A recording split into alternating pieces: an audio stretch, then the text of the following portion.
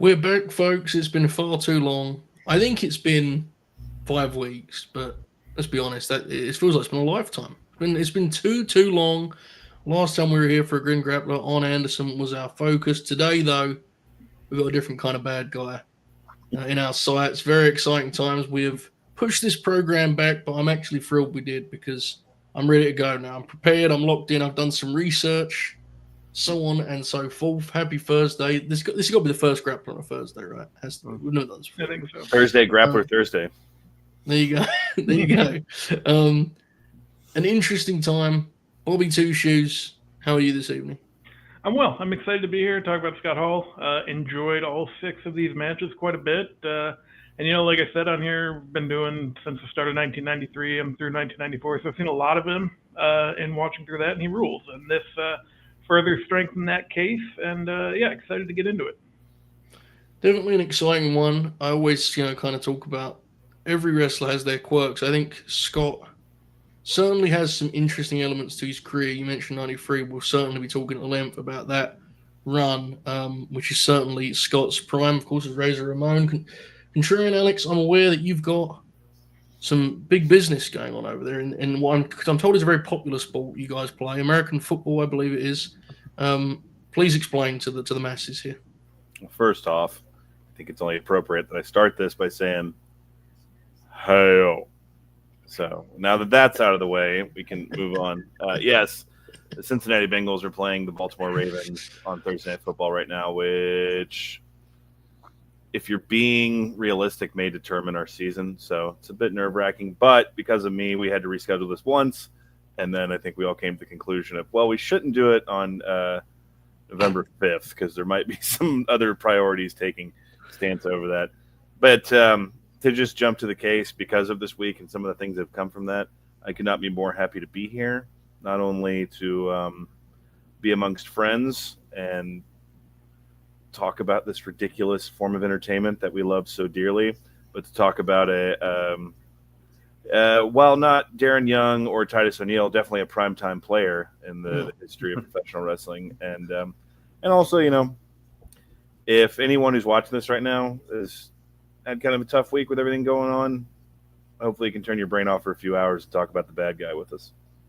Indeed, I'm a little bit frustrated you stole my lead talking points of not Darren Young or Titus O'Neil, but I'll have to find another way to kind of dive into this as we get started. But nonetheless... but yes, to go back, yes. When I'm not talking, I'll mute myself, so I don't want anyone to think I'm going to be like yelling over the fucking broadcast the whole night. All good, brother. I'm glad you're here. As always, the Oracle of Wrestling. You've got a sort of NXT TV accessory with you this evening. Very interesting as you flesh out this character you're working on, brother. How are you? I'm good, very good. He's already better than most NXT promos. gotta rep my my favorite JC Jane, walk around with the big ratings draw, basically. By the way, big ratings draw has to be said. Yeah, very much so. I'm well though. I'm good. Got the big football game on myself here on the big screen. Here to talk about Razor Ramon and absolutely excited to talk about the last match, especially, which is legitimately one of my all-time favorite matches. So very excited that I was able to squeeze that one in here. But yeah, this is going to be a very unique show because we have one singles match with a guy who's kind of remembered for his singles career for 4 years in WWF. So it's an interesting, but we always do some remarkable things here on the Grin and find some unique ways to talk about guys. And I think we picked 6 really good matches, and we were able to highlight, sort of the things that we wouldn't normally think about Scott Hall in terms of what he could do. And I think this is a really good list. I also think that while it is a kind of, unique way of approaching covering Scott Hall, I do think that does speak to his uneven career at times, right? And I think Scott Hall's talent goes without saying. I think if you ever just see him work a match, you can see he is very gifted. That didn't always translate to sort of epic results bell to bell. Now, obviously, there are some classic matches we excluded from the program because it was just like, what is there left to say about the ladder match? You know, it's kind of the elephant in the room in that regard. The Goldberg ladder match, yeah. Of course, yeah. But there's not a ton else that we excluded. I think, I believe that Scott is the only grappler. Alexa had one singles match too. I think Scott and Alexa are the only two that had that few, I'm pretty sure. But even then, in the Alexa one, there was multi-person matches where she was as a singles wrestler. In this, he's constantly in units and teams and factions and all sorts. And it's interesting. And I think you see different sides of his performance in that role. So it's definitely I think there's an element of, kind of potential there that we'll talk about. But there's also a stretch in the middle of his career that's very special. Alex, go for it. Well, I was just going to say, he was part of one of the most money-making acts in the history of wrestling, and during that run, we had the most difficult time putting that act together because it's, jump to the chase. There ain't that many NWO matches with clean finishes, brother. So it was kind of hard to figure out what to do for that third act. But I think we got Oracle's match in there, and then we picked a fun one to supplement the other half of that. I think so too. Certainly something with a great deal of novelty, right? And that great photo that you posted, Alex, earlier today. All right, let's dive in and let's talk about our personal Scott Hall fandom. But first, Bob, do you have any recommendation as to what the people can do with a like button? Smash that like button. Fabulous, confident, direct. You love to see it. Okay, let's talk about it. Bob. I'll stick with you, mate. You just mentioned you've been watching the new gen WWF stuff, which is actually some of my favorite WWF stuff, even though I'm aware it wasn't exactly a smash hit at the box office. Tell me, when you became a fan, if you became a fan, and has this recent project been central to that? Go for it. Well, to answer the last question first, yes, absolutely. Because when I first, became aware of him, he came in when I first started watching with the NWO, into WWE, and that was the whole thing. Because it's not really Scott Hall. It's a version of him that, by that point, and he's obviously completely different than the guy we watch here. I remember, they did a good job building up who the NWO was if you weren't aware of any of that. And, down the line, they would air, clips from the ladder match and all that kind of stuff. But yeah, watching him in real time, that's the only real experience I had. And it was just why is Stone Cold, wrestling this guy? And, but yeah, I mean, then that's what Steve asked, I think, to be fair. But then, over time and, as you kind of do learn more about these things, and obviously with the network as well, and going back through, watching week to week from 93 into 94, it's he was really good. And, obviously you see enough stuff about the NWO, that, but that's not even as we proved and as Alex just talked about, that's not obviously his best in-ring time either. So really learned a lot between this and, going back I've been doing. And I'm definitely a big fan though. Yeah, he's an interesting one. I think there is a conversation to be had about kind of the way that he was treated at certain points for his struggles with alcoholism. I think is a very real thing to discuss. And, I remember, and I know Joe was talking at length about kind of, they wanted him to cut a promo. That was the promo he cut. And it was what it was. And he apologized to Nash afterwards. But that was a glorified thing online, Finally, one of the guys stuck it to these old dudes. And I think because of that era, he became a punching bag in that regard, which I think has aged really badly. Yeah. Really, really badly. And then with that, as these things often go, people like to break folks down and then build them back up. Right? I think he got a sort of, revival and resurgence as he got himself better. And of course, the Hall of Fame speech, which I only realized today, his Hall of Fame speech is 3 minutes long. Very short speech, but he has that line, right? Mm-hmm. Bad times don't last, bad guys do, which is one of the great Hall of Fame moments. Beth Phoenix talked for 2 hours and didn't say anything near that much in value. I was there for Hillbilly Jim, brother. That was a night. He's still going, bless his heart. But yeah, it's interesting to watch that kind of change. And then I think everyone who actually sits down and watches Razor Ramon, the Razor run, dude, he was undeniable in that stretch. I mean, he was spectacular in that run. So that's where I would say I'm the biggest fan. I consider myself a fan because I think he's one of the all-time coolest wrestlers. I don't know how deep his catalog is, and I think our journey tonight will kind of speak to that. But as Razor Ramon, dude, he was top notch, and I think that's something we'll focus on, obviously closely in Act 2. Oracle, I'm intrigued. Your Scott Hall fandom, brother, take it away. Yeah, I obviously recall watching Scott when I was a kid during the 02 WWE run, and briefly, a couple of times in TNA, and he just wasn't the same guy, obviously, for various reasons. I think the sort of first really positive like feelings I had about Hall were when I was doing some of the early like best WWF matches ever things that I did on Smart's Choice many years ago when I was in high school, around 08 or so. I remember watching the tag he and Savio had, the tag belt against I guess it was I'm pretty sure it's Oniyoko, Mm-hmm. which is a great match. Has a really like famous controversial finish or whatever. And really enjoying that match, and like obviously getting the DVDs, seeing the ladder matches, and getting a really good idea of how charismatic and also how over he was. I mean, he was the number one mid card babyface, and on the entire roster for like 3 years. He was the number one mid card baby at the end of '93, all the way up until he left in '96. He was number 2 or 3 from the top pretty much the entire time from that point on. When he turned face after the 1-2-3 Kid angle, and his match catalog is actually pretty deep and pretty heavy in the New Generation era. I think a lot of really good stuff. We cover his first huge title win here in the Rick Martel match, which is awesome, and I can't wait to talk about that one. And it's a match that I'm not sure I've ever actually seen.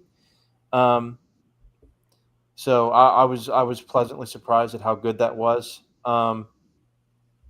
But yeah, just a tremendous,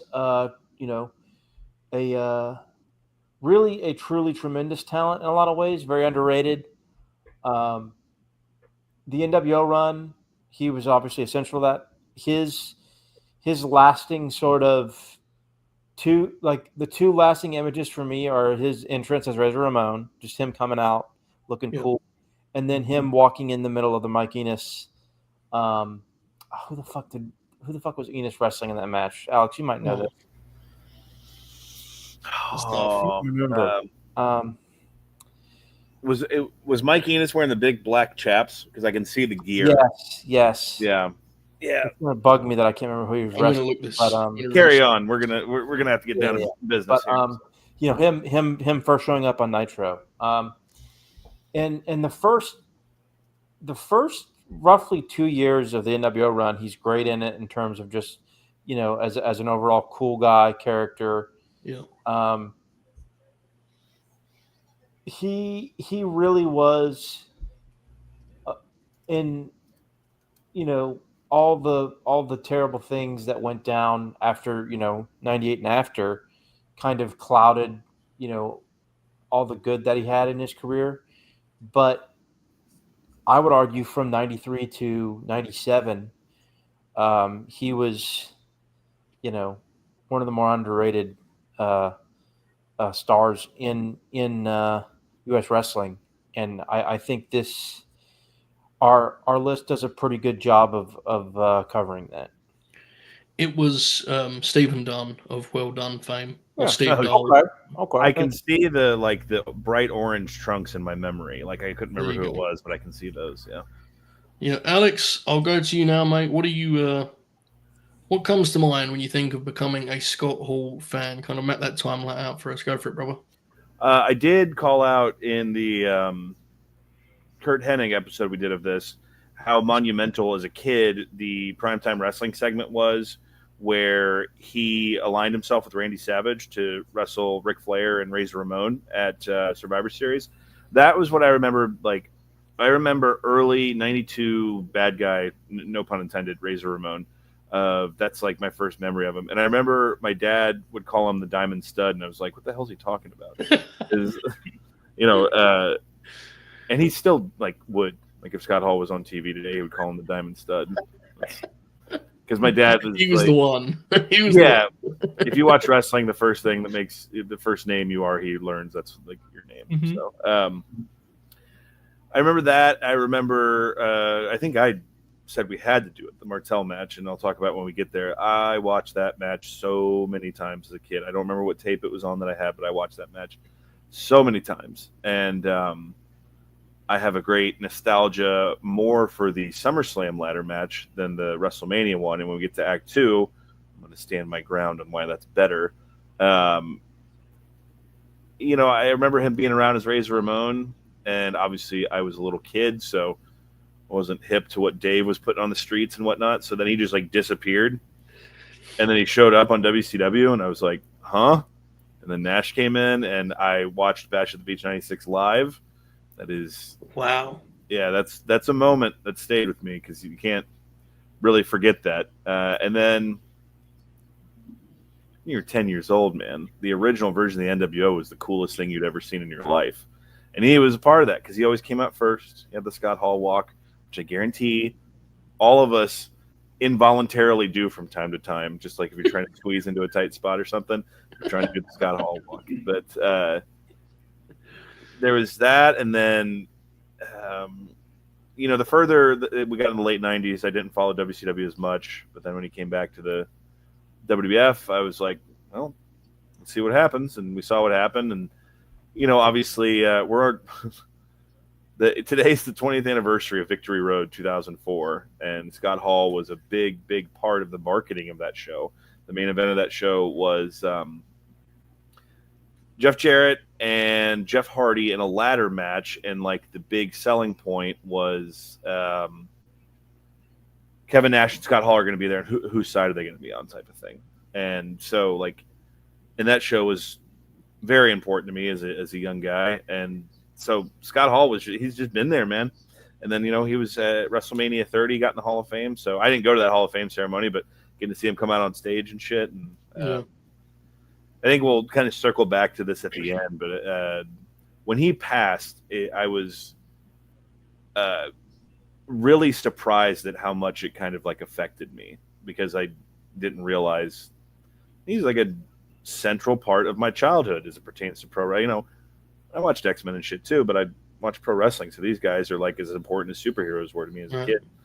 Scott Hall is one of those, and there's many different versions of him too, and so I'm really excited to pretty much broken down like very clearly. With some of the other people we've done on this, we don't have like as acts as clearly defined as we do here, and so it's very exciting. But yeah, he's a central part of, if you were a kid wrestling fan in the 90s, or just a wrestling fan in general. I don't know the same kid, but like, man, he was right at the top of all those guys. Wonderfully said. I did some research today. So our first match, we're going to start in May 86, but I wanted to get some background because I know that Scott was a guy, when he clicked as Razor Ramon, he was in his mid-30s. I think he was 34 when he got that shove, which is why I think his years on top were, obviously combined with other factors, were lesser than you'd like. When he's trying to do the comeback runs, I think he's older than people realize, to be honest. So I did some research, and I didn't have any idea, like, Scott was a lifelong wrestling fan. Like, that was his actual dream, was to be a pro wrestler. And I didn't know that. I know that. I think sometimes I have the issue of like pairing his approach to Graps with Kev's, because they're so synonymous with one another. Very different approaches, right? And I think Scott being a lifelong fan, if you listen to him talk about wrestling, it is pretty apparent. And to that point, he moved to Tampa because he knew that's where the Florida territory was operating. I thought that's where the office was. And he joined every gym in the area in hopes that he would meet one of the boys. And ultimately, he did so not at the gym, but in a grocery store, as he met Barry Windham. And Barry asked what he was doing, and he said he was training with Hiro Matsuda, and Barry said, fuck Hiro Matsuda, he's just going to have you doing squats all day. Meet me at the Sportatorium tomorrow. Which is an insane thing to think about. Alex, go for it. I was just to say, like, a big thing, and again, no pun intended, Big Scott Hall, a big thing about Scott Hall was how deceptively massive he was because Yes. he was in a generation of giants. So I'm just picturing it fucking, Meyer or HEB or some shit. Scott Hall and Barry Windham in the deli aisle having a conversation, Right. and everyone around them wondering why these two giants are talking about God knows what. If you've never seen Scott Hall before, Razor Ramon, folks, throw it in the Google gimmick. He was massive. Like, he's 300 pounds talking to Barry Windham in the grocery store. And he at the Sportatorium the next day, he was met by Mike Rotunda and Barry Windham, and they didn't make him take one bump. They just bumped around for him because this was in the time you had a big guy. There's a myth, right, that like the WWF was the promotion where the big, like, if you had a guy who had a body like that, you would try and push them. That was the way wrestling has always been. That's probably always will be. That's how Warrior got his start in fucking world class. They're just like, look at this guy.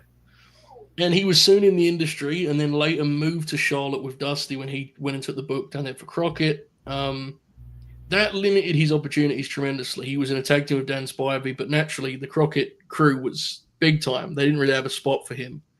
And so he requested a move to Kansas City. And he kind of floated around for a little bit until Blackjack Lanza took him to the AWA. That is where, in like his first big match in a big building, he went to a time limit draw with Larry Zbyszko, which of course that would end up being a whole thing. Him and Larry, great friends through the years, and of course I did some business in WCW. But yes, that's an interesting piece of history, and Scott tells it that Larry like talked him through the entire match, which the idea of Larry doing that is very funny to me.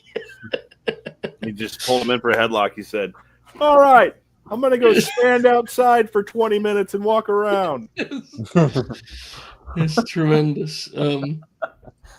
He said this detail. So, like, he was talking about how, when babyfaces, when there's a time limit draw, the babyface will look around in confusion as to, like, did I win? Did I not? Larry told him that when the time limit draw happens, don't do that. Like, celebrate, like, leap in the air in triumph. And Scott did that, and the place, like, lost their shit, apparently.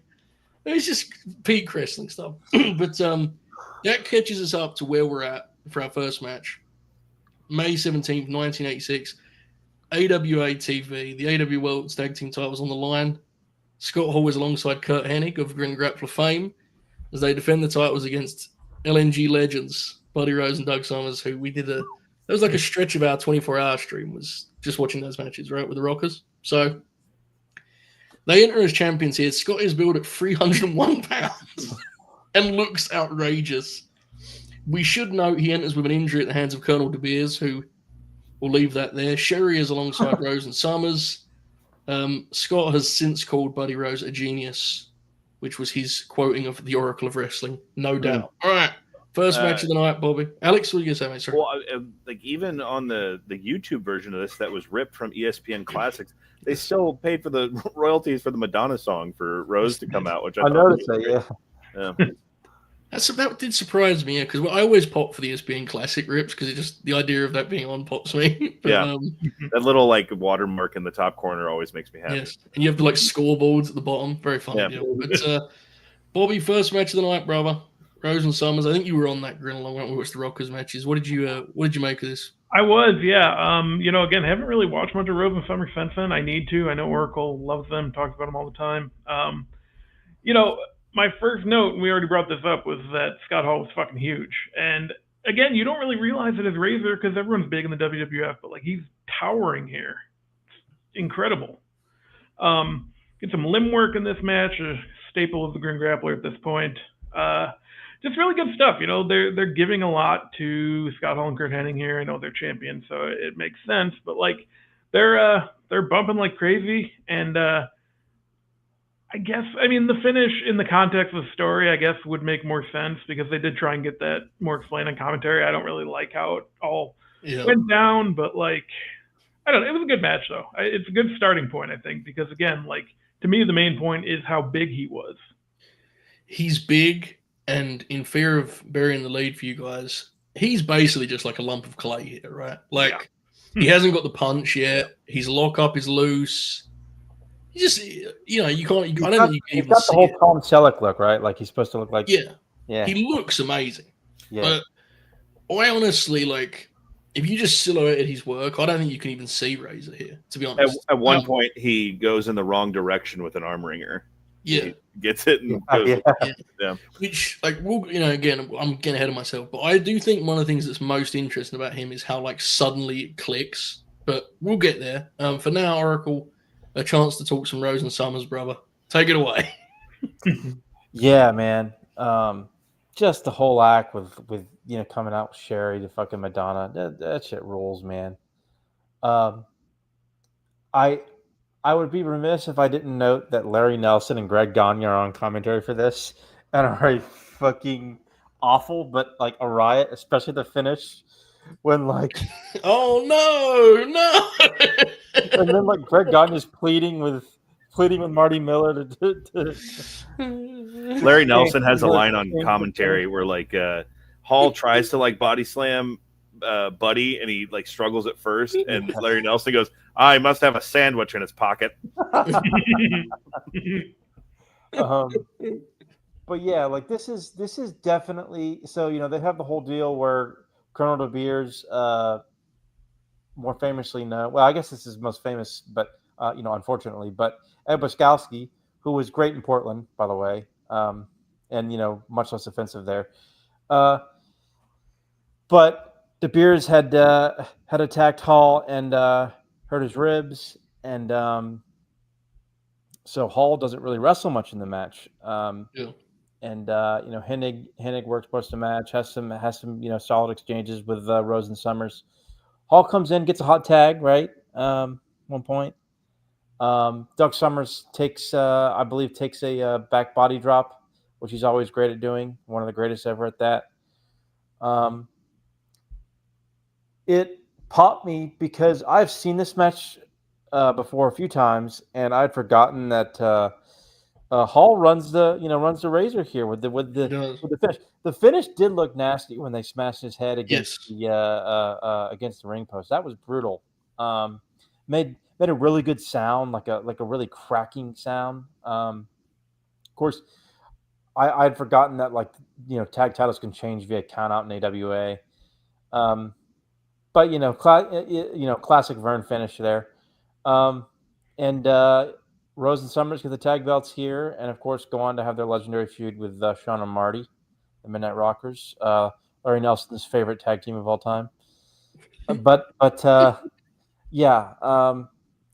Hall is just, his look is amazing here. You can already tell that he has charisma. And this was his whole sort of AWA run was basically like, here's just Tom Selleck looking dude, handsome fella, big guy, charismatic. But yes, in terms of his in-ring work, very limited. Has a lot of work to do here, but I really wanted to get that something from the AWA run to kind of show where he started. Yes, indeed. I think the highlight from a Scott Hall point of view in this match is honestly his sell post-match of the the blow he took to the head on the ring post. Greg at one point is struggling to explain his physique and says he is clearly a hard trainer and dietitian, which if you want, it works. Also, we should note Buddy does the deal where he disputes his weight, which is like always 217, brother. Which is a tremendous deal. But yeah, I mean, a lot of Hennig here, which no complaints from me. How good is his work at this point? Goodness gracious me. Good stuff. Alex, what did you make of our first match? Yes, love the aesthetic here of just the gym they're in. And, it made me grateful that we were in the midst of the transition from the smoky bingo halls and gymnasiums to, arenas and stadiums and the such. Yeah. But, Buddy disputing his weight is fantastic. Hall is massive, as we called out. I popped when they said Greg Gagne was on commentary. We talked about this in the it would have been the Hennig one. No one has ever run the ropes like Playboy Buddy Rose, man. Nobody, brother. And his whole thing when he's trying to fire up Doug Summers in the corner and then ends up racking himself on the top rope. That shit's really funny too. It's very simple but very funny. Hall's wearing like cowboy boots, which I don't know how that fit into what he was trying to do, but he played around with the cowboy because after this he goes to Europe and like he's he a had cowboy. like the vest and the cowboy hat, right? Yeah. Yeah, I forgot all about that. The crowd goes absolutely nuts for the sunset flip that Curt Hennig gets one of the heels in, and that still to this day is one of those things that if you do it right, the whoa crowds will go nuts for. It's tremendous. Oracle called it out. I rewound it 2 or 3 times. Hall took a header into the post. It looked like because there was none of this shit. Like it just like, oh, all right. I imagine Vern just telling him like, well, you got to go face first into the post. That's how we do it here. And then we get juice. And in addition to Hall trying to have the prototypical 80s wrestling body here, just being like juiced to near immobility, he also was doing the 80s promo of just yelling. Like it's so funny to hear knowing what he would become. And Right. when he found his stride, because here he's just like, they cheated. Good guys, America. Well, whatever town we're in. That's basically just the promo he's cutting here, and it's pretty. If you're not familiar with like the rookie Scott Hall, it's pretty jarring to hear. I saw there was a thread on Pro Wrestling Only about Scott, and they were talking. Someone mentioned that like he's a great example that you can actually find charisma and a different type of charisma throughout your career because he is charismatic here just based on his look alone. But to your point, like there's hardly any of the cool factor that he would have a few years. He's one of the coolest wrestlers ever, and you can't see that at all here, to me anyway. So he's interesting in that way. You mentioned the things. Go for it, sir. I was just say it's fascinating because Hennig's similar. We talked about that in that episode here. Like a little bit of the Mr. Perfect shines through with the way he sells in this, but like the same thing of like if you watch this and you compare those promos, it's just like it's crazy. You mentioned Vern and his great teachings that we're so familiar with. He actually had kind of prepared Scott to be the guy. He was going to be the top babyface from the AWA, and Scott talked about going to like functions with Vern, like public events, and watching Vern like work the room and stuff, which I was howling at the idea of him doing this in 1986. But he did not like living there and thought it was too cold, so he like gave up that entire opportunity. And Vern also probably asked for 90%. Yeah, Vern did like pretty much say that, he was like the money comes later, and he said they left on good terms because he just kind of Vern kind of conceded that the money thing was kind of important to Scott, and that was that, right? But it is interesting to think of that alternate timeline where he sticks it out and he's a top guy there, because then you presume he wouldn't be so violently repackaged later, and maybe we'd never even have got Razor Ramon. It's just a weird thing to ponder. So that's an interesting part of the story. Now, Alex, you did in our DM group chat pitch a bit regarding his AWA run. Should we go with that now, or should we save that for the main event? What do you think? I think we should go now. The show itself happened even prior to our first match here. It did, yes. It did. So most of you would have, if not should have, seen the famous Wrestle Rock Rumble. I guess we'd call it a music video, right? I guess. Yes. Yes. Kind of generous, but for those of you that don't know, I mean, I would recommend you pause this and go check it out. But basically, professional wrestlers of the AWA get together to attempt to rap. Now, they don't really attempt to rap. They kind of just read their verbiage, especially in the case of who I'm about to capture here in a moment. But it is through this video that I first discovered that Scott Hall was once tag team partners with Curt Hennig in the AWA, and he was Big Scott Hall, very creative, dynamic name he had back then. And he and Hennig deliver a part of this great rap track. Yes. So with that in mind, what I think would make sense, Alex, is I'll go, you go, and then the main event we can have Bobby and Oracle as our Curt and Scott. What do you think, mate? That works for me. Okay, I'll lead us off now. Again, I recommend everyone watch this because I'm going to try my best to capture the tone, excitement, and cadence of Nick Bockwinkel, who, as you can imagine, was not a great fit for this outline, but he gave it his best shot. And he said as follows: This is Nick Bockwinkel, and I've got a passion.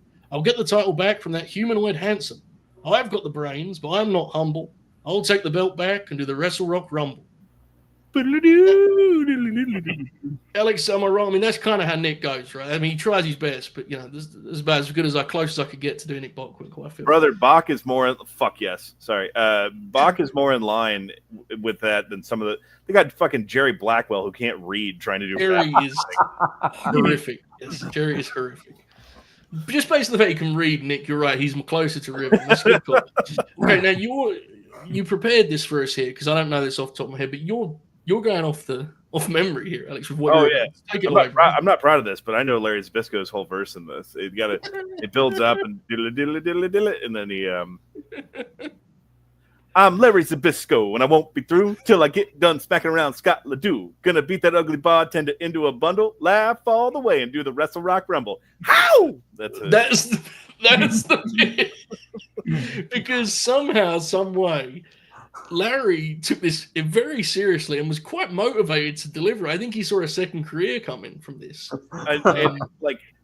It's made so evident that they actually got fucking Scott Ledoux to do it afterwards, and he's just like staring deadpan into the ether and just so unmotivated. Yeah, awesome. All right, tremendous. Now, I think it would make sense for Bob to be Big Scott Hall. Accurate. All right. Yeah. So, fellas, have you got your lyrics in front of you? Ready to go? Here? Okay, when you're ready. Not quite. Hold on. Okay. All right. Oracle's got to prepare himself here. Now, if for those of you who haven't seen this, the video for this part is classic because Hennig takes like a big old bump into the pool, which is an iconic. To set the scene for those who haven't seen it, as they're wrapping this, both Curt Hennig and Scott Hall are coming out of a pool, both wearing Speedos. Yes. And two women clad in bikinis are handing them towels as they're, looking into the camera, delivering this poetry. It's one of the more memorable visuals of the entire video, which is saying something because the Blackwell moment is a dandy. And you got fucking Vern at the end. Yes, yes, they got Vern on the track too. You'll find it. It's like two messages up in the Grappler chat. Okay. I think Alex broke it up into lines too. So you guys, have you got your full scripts here? Okay, so it's on Twitter.com then. Yeah. Formerly known as. Can send it by mail, brother. Oracle was Googling Wrestle Rock Rumble lyrics. I actually found some good ones. Shawn and Marty are in it. Yes, they are. Yeah. My God, what a time! This is I think you're funny because. Okay, so there's a whole bunch of people that have come over from Wrestle Furious, and this is what they've been greeted by us doing the Wrestle Rock Rumble. All right, so Oracle, you have the first and third line. You guys just trade lines. Okay, that's what I was confused about because I mean I knew I had the first, but I was yeah. Bobby's okay. Everyone ready? All right, take it away when you're ready, fellas. I'm Curt Hennig. And Big Scott Hall, tag team champs, will take on them all. So bring on the Lone Riders, those dirtball dumbos. We'll smear those boys and do the Wrestle Rock Rumble. Tremendous. AWA forever. Great stuff. I love it. Tremendous stuff. But as we were saying, Scott Hall soon moved on from the AWA. And so did the rest of America. All right, we leap forward 2 years here. November 17th, 1988. A little bit of a quirky one. This match happened twice, hilariously. Initially, we were going to go for the second one. It vanished in the last 2 weeks, as often happens with the New Japan tapes. But we still had the first one. It is from the New Japan Pro Wrestling Japan Cup Elimination Tag League. As we have Antonio Inoki, Kantaro Hoshino, and Riki Choshu versus Bob Orton Jr., Dick Murdoch, and Scott Hall, which is like an unhinged all-star American team that they're rolling out here in New Japan in 88. I mean, Bob and Dick are deep in their careers at this point, to put it politely. And Scott is out there, for some reason, working Japan. I don't really know why, but he looks very large. And so these are going to play. So the first of these matchups I mentioned is the one we're covering. The later one's a playoff match. The way this is elimination, and as a result, we don't get a ton of Scott here. It's a quirky piece of business, and even though we don't get a great look at Scott Hall's game, his look is somehow even more outrageous here because he's got the blonde hair. Yeah. With the moustache. I mean, this is a moment in time here. Alex, take it away on this. Is a pretty unique collection of talent here. Yes. This was when we were putting this together. We're like, well, we should try to do these insane matches if we can find them. And I'm not sure if Scott Hall had too many more insane matches just on paper than this one. And we talked about that. I remember all the way back, like in our Stan Hansen episode, talking about how New Japan and All Japan from the 70s and 80s, their television broadcasts still just hold up. Like, it's amazing how, like, ahead of technology-wise, how ahead of the game they were. So this looks fantastic. Hilariously, Dick Murdoch, Scott Hall, and Bob Orton Jr. enter to the University of Texas fight song. Guys of Texas are upon you. Because it took me a second because I started it, and then like I was getting my notepad ready, and I was like, "What the fuck?" Obviously, living in Austin, Texas, I hear that song a lot more than probably Joe does, but it popped me huge. A little bit, yeah. Okay, so help me out here so we can set the stage. Was Bob Orton still working for the World Wrestling Federation? This was just a Japan tour he did, or was he out? I think he's done because he shows up in WCW next year, or the NWA. In '89, he shows up, doesn't he? I swear he does. I believe so. I don't know. There isn't much left for him on a major league level, unless I'm mistaken. That's why it surprised me. He's coming off the top rope and still doing shit here, man. He's got his working boots on. Mm-hmm. Insane lineup. Great cravat by Bob Orton early on as a Chris Hero mark. I always pop for a great cravat, and he's got it cinched in. We have a whole episode on him, fellas, but that Antonio Inoki fella had you could bottle what that dude had. You could sell it like it was Dr. Pepper, man. That guy just had something special. And when he gets tagged in, just the way that people react to it, it's like the Pope's in the ring. It's ridiculous, man. Scott Hall somehow looks even more green in this match than he did in our first one. At one point, he goes for a running elbow drop where he lands almost in a vertically seated position that had to hurt like a motherfucker. Like, he jumps in the air and then just basically sits up straight and then comes down completely on his spine and elbow. I was like, dude, what the fuck are you doing? And, the elbow drop became like a move that he did pretty regularly. So I think this might have been the turning point for him. He does do a leapfrog that kind of blew my mind, his vertical leap at this point in time, because it's him and Choshu at the end when they get the work rate going. They're doing the fucking crisscross. And then Hall gets eliminated with a clothesline. And, we don't get much Hall here. It is elimination, which even includes over the top rope, because that's how Riki Choshu and they still do that in New Japan too. When they do elimination, it's still over the top rope still counts. Pops me every time. Oh, you're the guy that's still watching New Japan. 8 years or so ago, they did it anyway.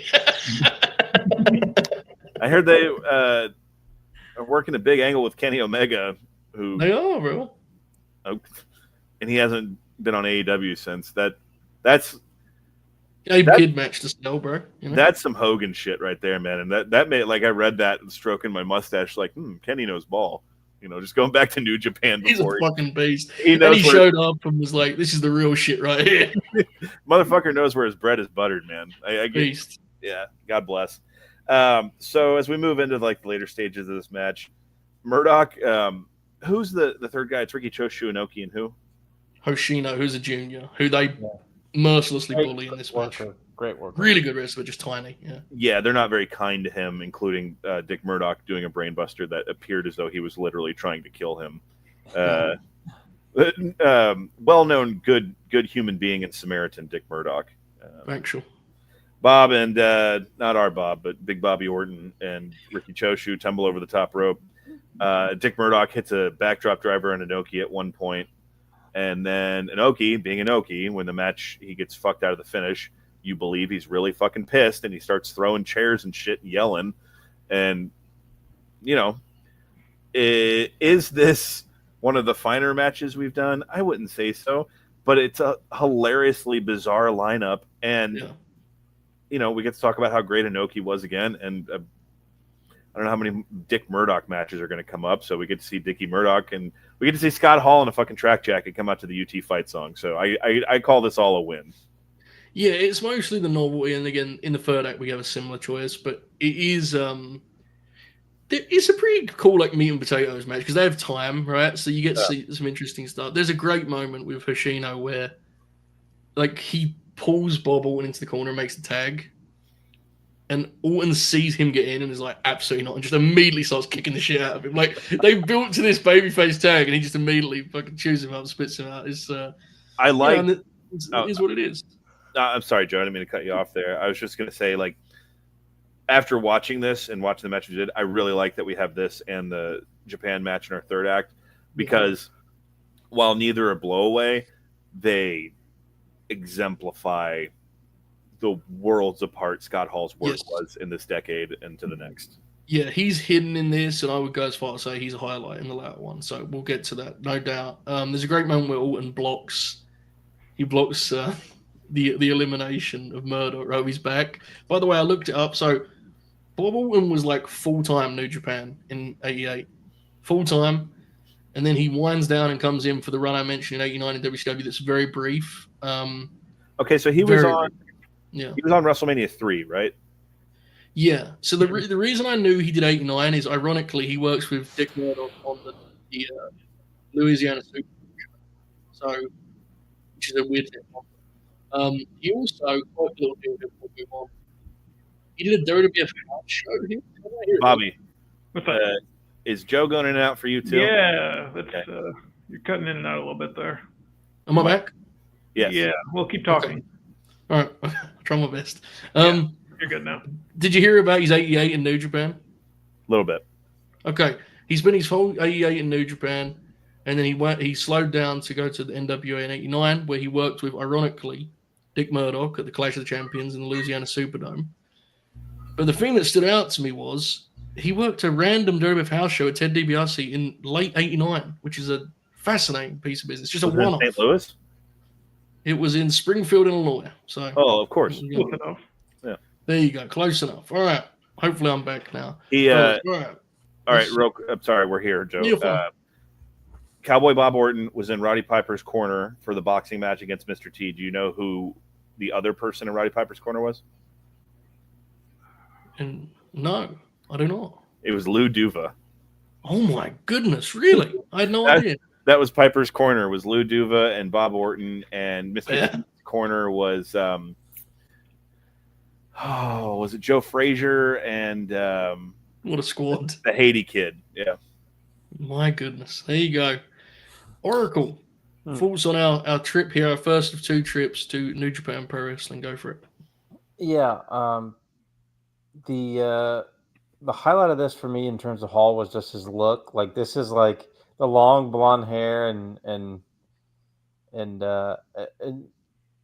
looked like he was even more bulky here this time around to me in some ways. Mm-hmm.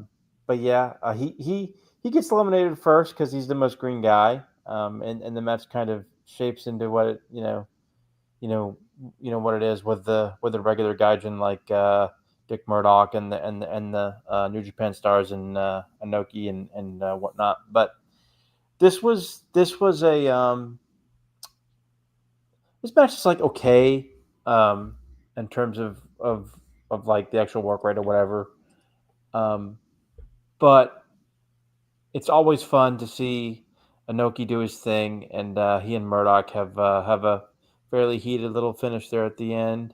Yeah. I always forget Murdoch had because he was in and out of New Japan throughout the entire '80s, and he's quite good there. Though it's his stuff is a little bit more remembered from the early '80s when he's more in his prime, or at least the latter end of his prime. When he had a big feud with Inoki in the early '80s in New Japan. But Scott doesn't really do much here, but it's another good example of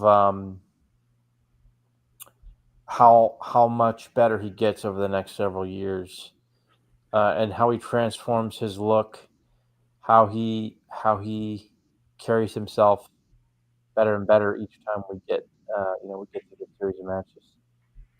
Indeed, I do like the finish quite a bit. And the match does build. The Inoki Murdoch part is pretty strong, so it's pretty good. Bob, what did you think? Yeah, that was fine. I would have liked a little more Scott Hall, but I get it. He's not quite there yet. They really did a good job embracing the chaos and the environment here, and I appreciate that quite a bit. As Oracle really laid it out, in terms of the beats the match went, but it's a good inclusion, like you guys said, just for the names involved. And I again thought that for the Steiners match too. I'm glad you brought that up because, it's cool. We don't have a ton to pick from, so it's nice that you can kind of throw something like this in here. Not all 6 matches have to necessarily be these 5-star classics. Yeah, I don't know what the obvious choices would be for this act. Do you? I don't know what. No, just looking through, all of his top cage match stuff is within a 3, 4, 5 year span, Which sometimes cage match can be deceiving, but in this case, I actually think is pretty much exactly it speaks to his career. I almost just out of perverse desire suggested the Chamber of Horrors. Is that what it's called? Yeah, that match. Yeah. My God, you're right. There you go. That would have been if we'd have done it before Halloween. That could have been. There you go. Good call. Apt. A quick kind of just wacky deal that came from this, as I was doing research. Are you guys aware of Dick Murdoch's brief WWF house show run as Bob Backlund's manager? That's hilarious because my sister watched this match with me and she said, "Is that a really out of shape Bob Backlund?" And I was like, "No, that's Murdoch." So the house show loops was on one side you had Diesel versus Backlund for the world's title. Imagine those matches. And on the other was Double J and Razor Ramon for the IC strap. And obviously the Diesel matches fucking suck, so they switched it. And they sent Jeff to work with Diesel and bump around for him. And then Scott worked with Backlund. And he said it was very difficult to have matches with Bob. They didn't really gel, which, imagine that. That's what Orton talks about, Bob, they would call matches and get in the ring and Bob would change it and he'd call a fucking leapfrog or a sunset flip on the fly. And that's I don't know how to fucking do that. So eventually, Razor came up with the idea of what if we bring in Dick Murdoch as Bob's manager and I can brawl with him in the middle at ringside. So I don't know if there's any tape, but I guess they would just have the Bob Backlund match and then they would spill to ringside, bump into Dick, and him and Razor would trade right hands and then they would go to the finish. So is that what led to Murdoch getting the slot in the 95 Rumble? Hilariously, it's after that, which is even more. Oh my God! To me. Yeah, I don't know how often it happened. It's close to when Dickie Murdoch passes then, because he passes in early '96. Yeah, I think. Yeah. Brother, the way he explained the final bell. Yeah. the way Scott explained it was they wouldn't even really highlight his presence. So Bob Backlund would do his promo, and Dick would be like, "I'm going to take a seat at ringside," and we just sit there until it was time. This fascinated me, but there's a little side note. That's incredible. All right, I don't think this is going to be a long topic, but other matches to call out from Act 1. So basically anything pre-Razor Ramon. Is there anything we want to call out here? I can't think of any Diamond Stud matches that I really like. Although I will say the era does sort of is the beginning of him really kind of finding himself in terms of his confidence as not so much in the ring, but as a presence and as a character and whatnot. It's Diamond Stud was pretty much Razor Ramon, but just not quite as in your face. I guess Razor was a lot more. He was part of DDP was his manager, right? Yeah. Yes. I have actually the story on Dally. Exactly. Yes, I have the story on that because I agree definitely. You can trace Razor Ramon back to Diamond Stud easily. Sure. The punch really comes through during the Diamond Stud time. Yeah. Before we get there, any single matches, or are we all just passing on this one? I don't think I've got any. I'm not certain there's any. There is. I haven't seen it, I haven't seen it in years. But there's a tag where he teams with Taker in New Japan when he's Punisher. What was his name in New Japan? Taker. Fuck. Punisher something or another. I forget. Not Martinez. Damn it! Fuck you. I was trying to remember what his name was. That is that the tour where the famous. Well, it's a Grin Grappler, so we got to go here. That's the famous picture of Taker, Hall, and Benny that Benoit posted, or excuse me, Benoit posted it. Did he can't post it. Hall posted it on his Twitter feed one time. He said, "The dead man with me and Taker."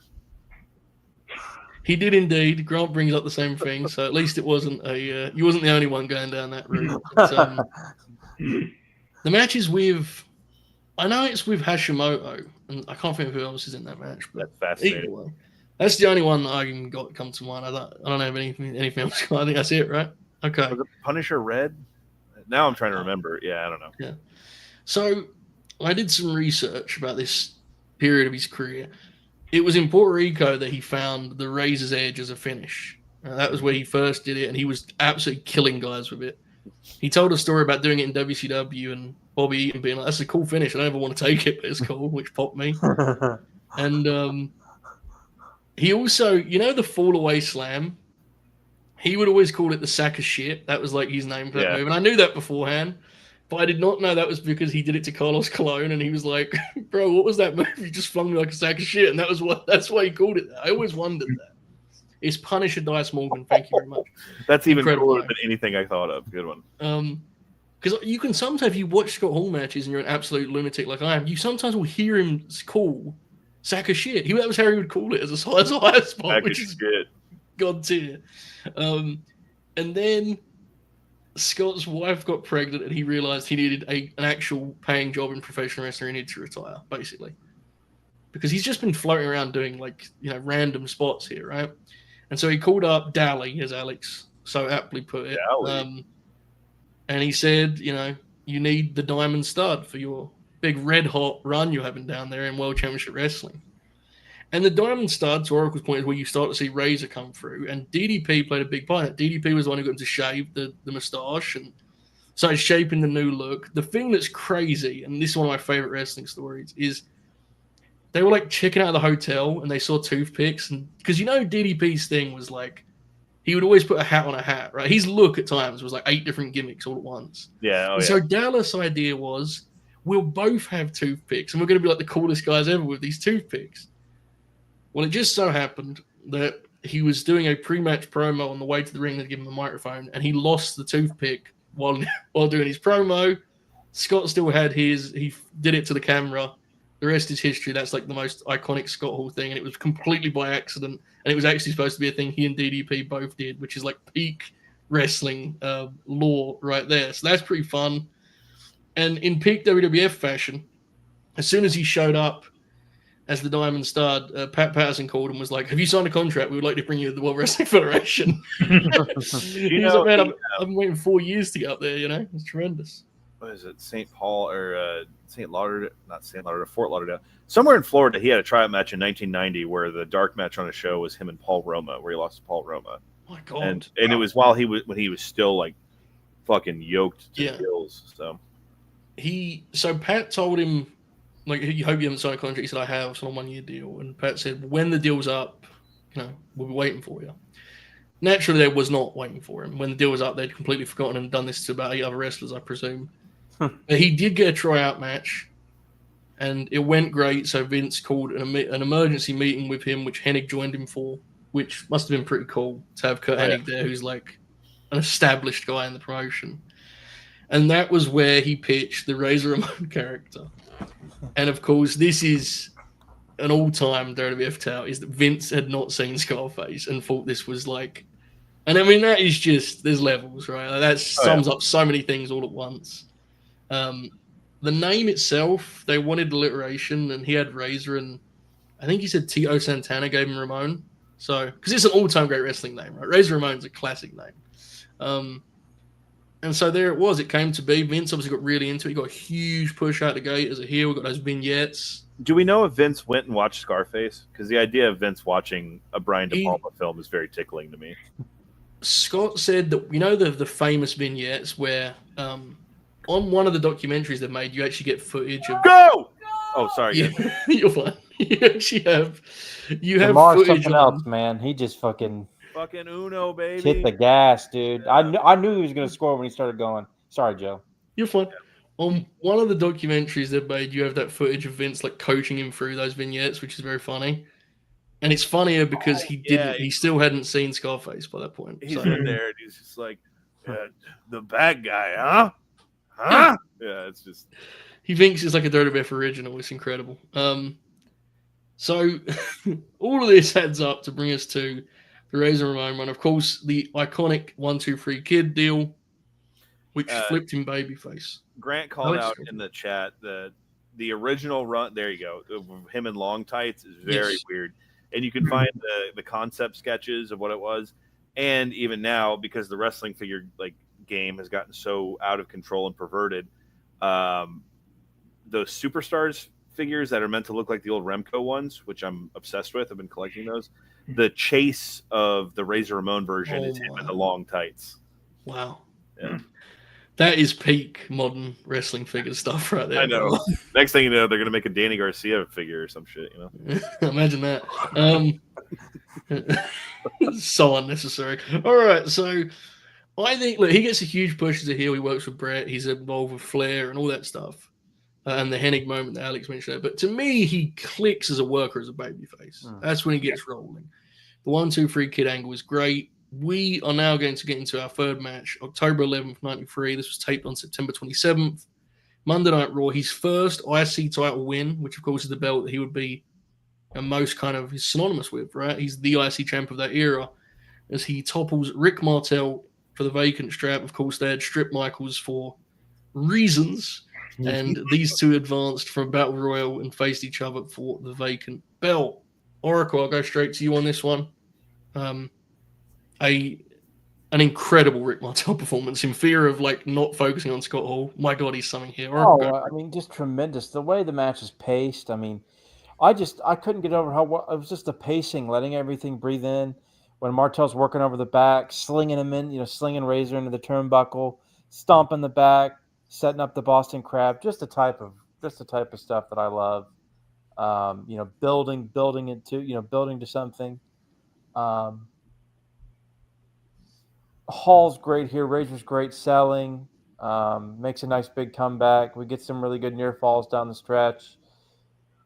Rick Martel takes an outstanding bump on the Razors. Just a tremendous.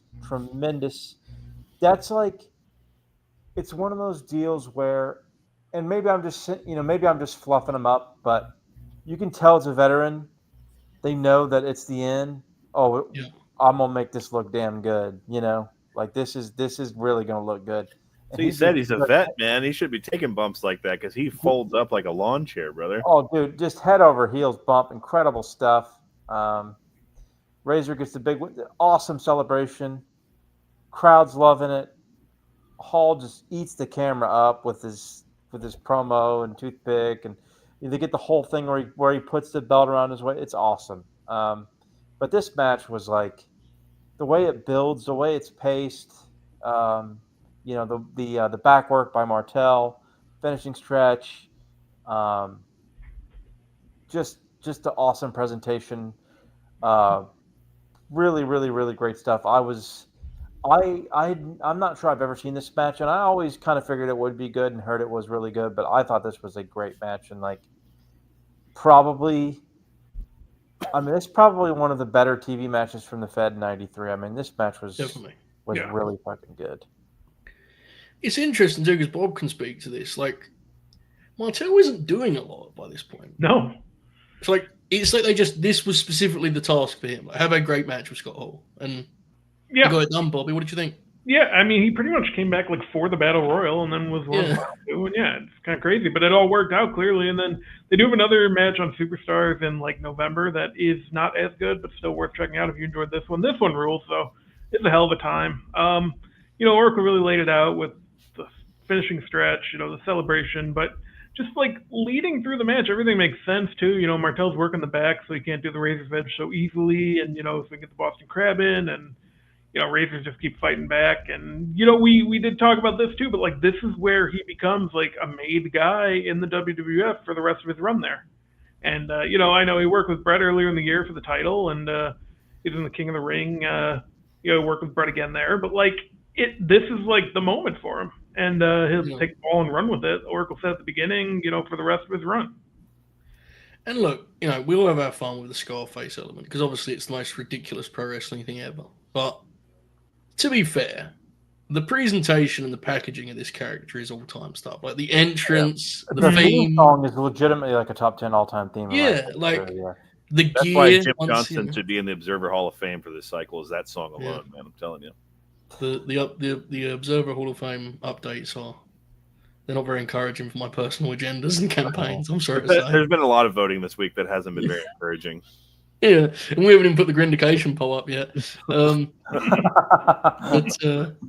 Man, there's a great moment there afterwards, and I'm sorry to put Vince over, but he does have the perfect call, and he's like, he looks right with that belt. Whatever he says, he looks right with that belt, and it's like, man, did that age well, right? He looks perfect with that belt, and that would become his belt.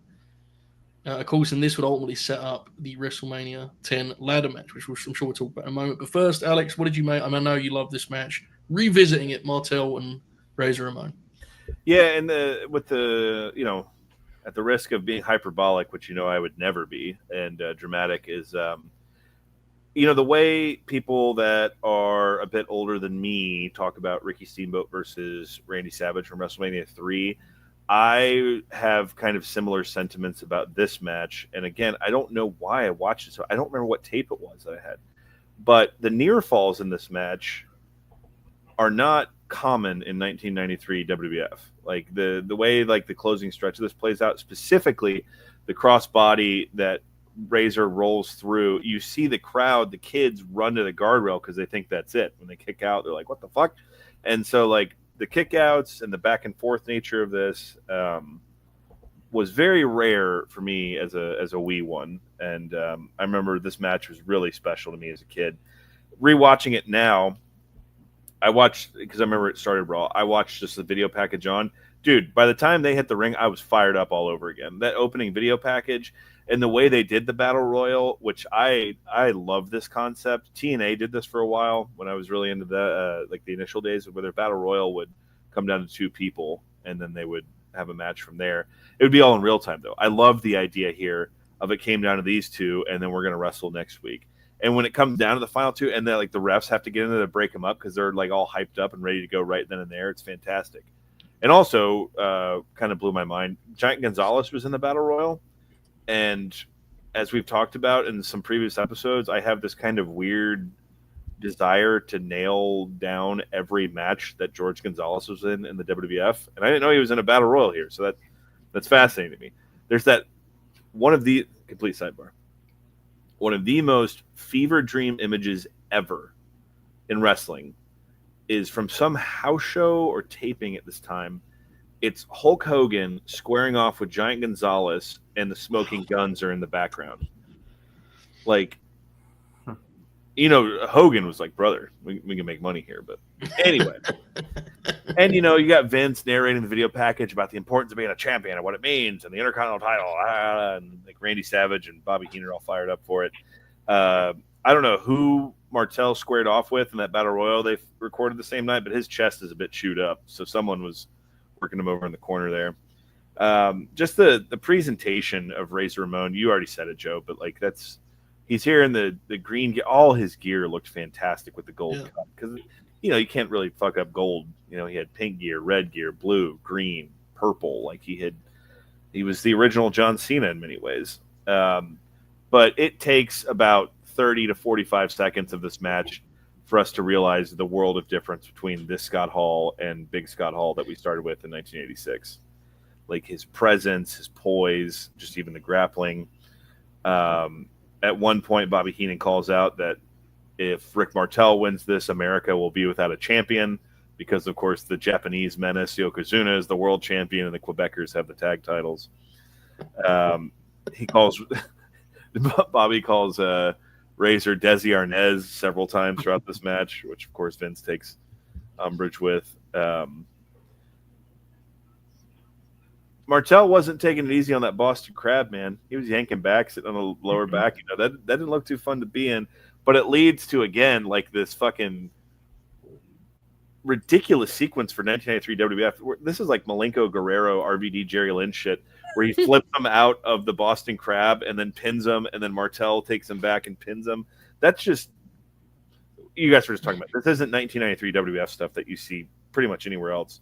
The near falls, and then the outstanding finishing sequence where Martel ducks for the back body drop, and Razor just hits him with that big high knee, and then folds him up like a cheap lawn chair, we were saying earlier, and that Razor's Edge, and pins him.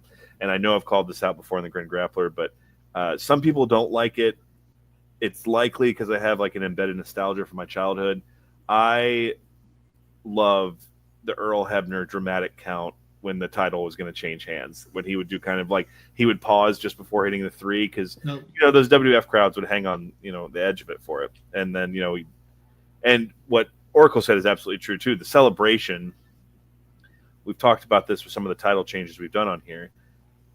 Scott Hall reacts like he just won an actual like world title. Like, he reacts like the struggle was worth it.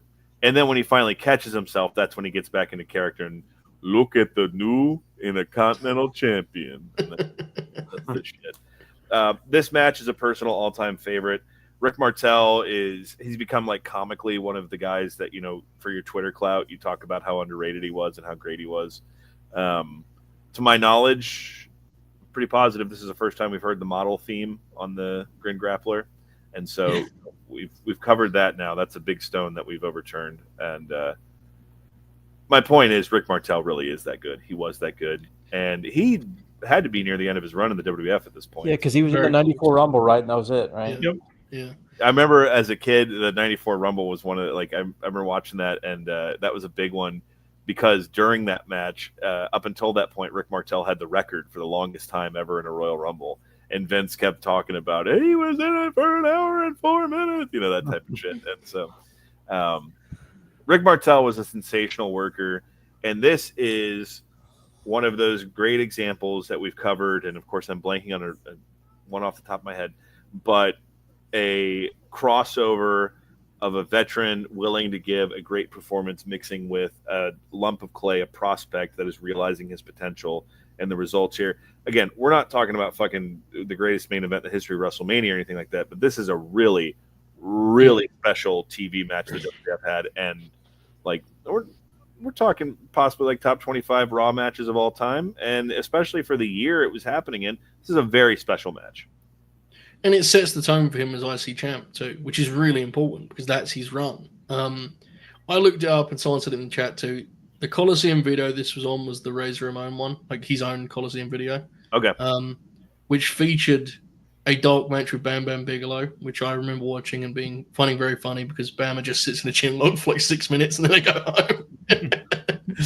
Because that is the magic of Coliseum video. But nonetheless, I think in some ways this is like the Rick Martel show and how great he is, but it's the Rick Martel showing that he does it so selflessly, and also how willing he is to be a heel. And like, he isn't even. There's no attempt to be cool from Rick Martel, right? Like he's a true heel, and he puts in a tremendous performance. But Razor, man, like I was looking at the thumbnail, the photos of Razor. Like, look at this dude, man. Like, it's an all-time great wrestling look. Look at that presentation, incredible.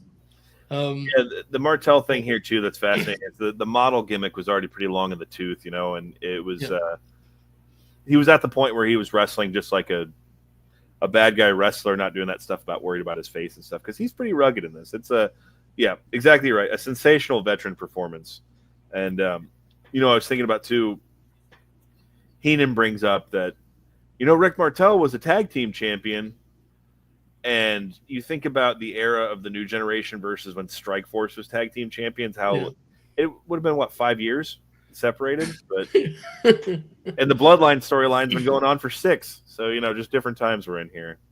That stuff is hard to compute, right? Like when Hall comes back in 2002, how distant that feels from when he left. And it's like, it's 6 years. I mean,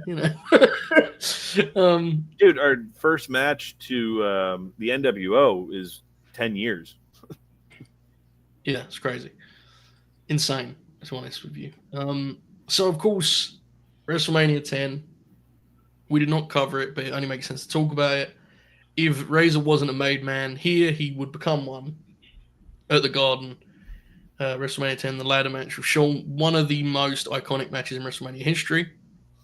I think it's a match that young folks really struggle with because, like, the ladder match has changed so much. You know, like it's a literal ladder match, and there's one ladder.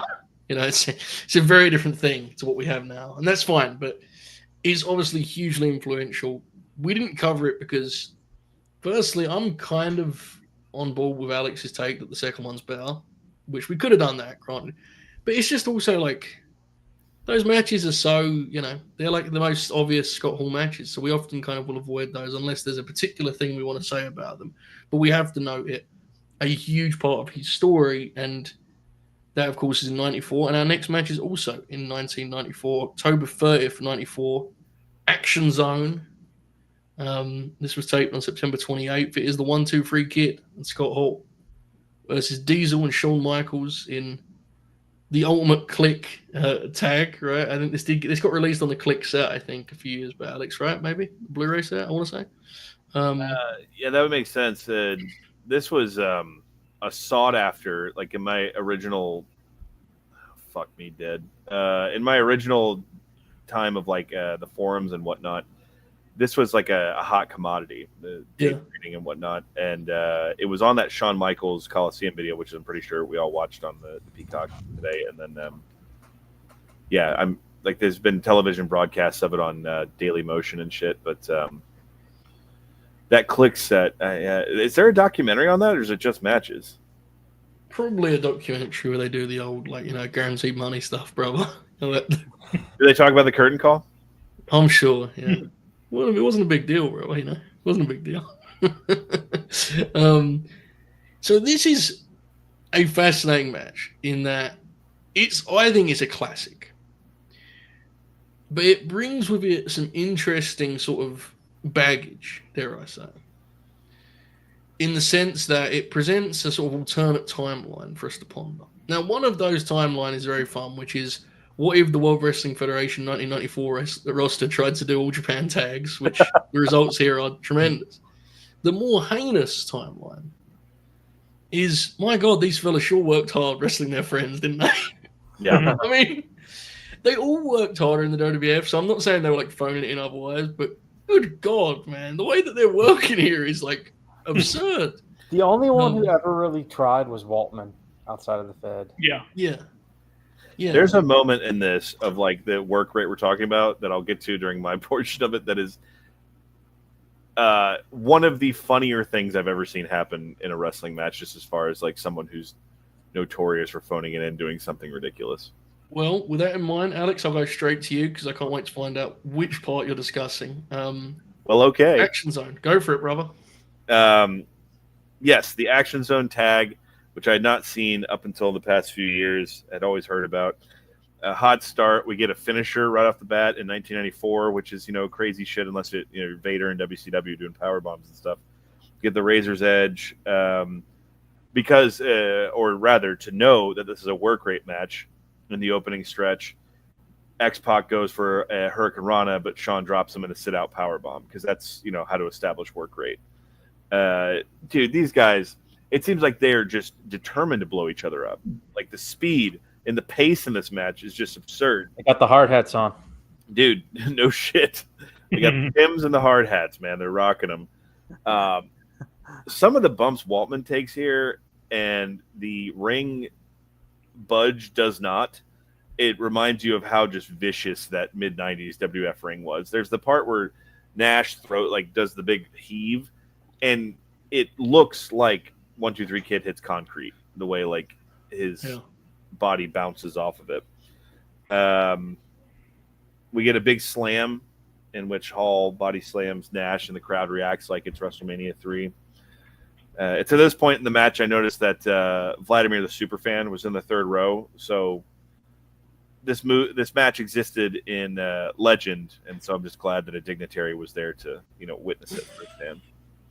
All right, so this leads to a long heat segment with Hall.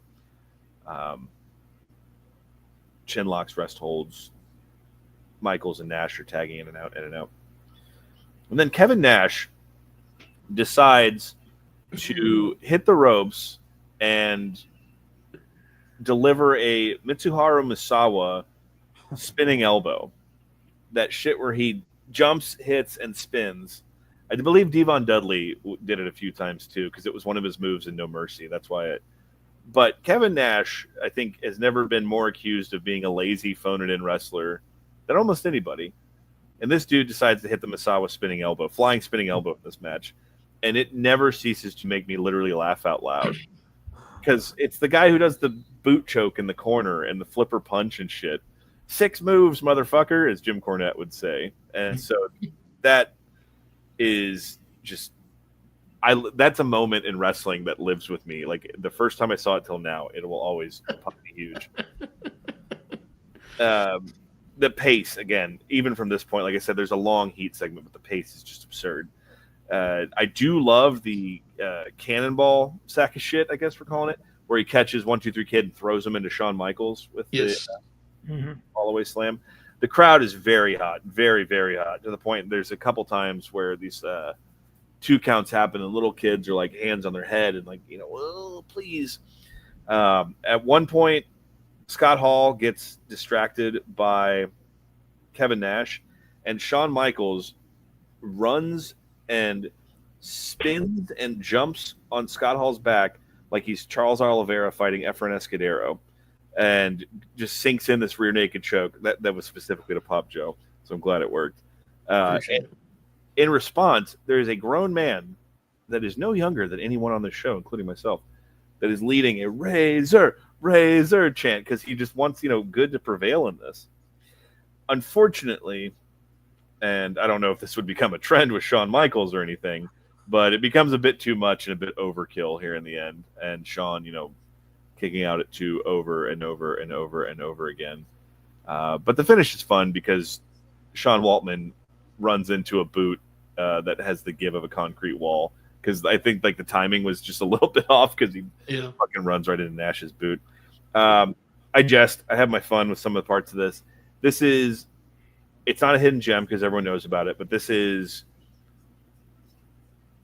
an unbelievable standout, and exactly to what Joe was saying, a hilarious entry in the not entry, but just like a hilarious example of these dudes who would go on to be millionaires, and from the most part, not from what they did in the ring, having this blow away match just because they could and just to say they could. Because again, this was on a syndicated television show. This was not even on Monday Night Raw. This was not on a pay-per-view. These guys just decided to show it that it appears maybe 1,500 people are there. Hey, let's have this tag match people are going to be talking about for 35 years. So it's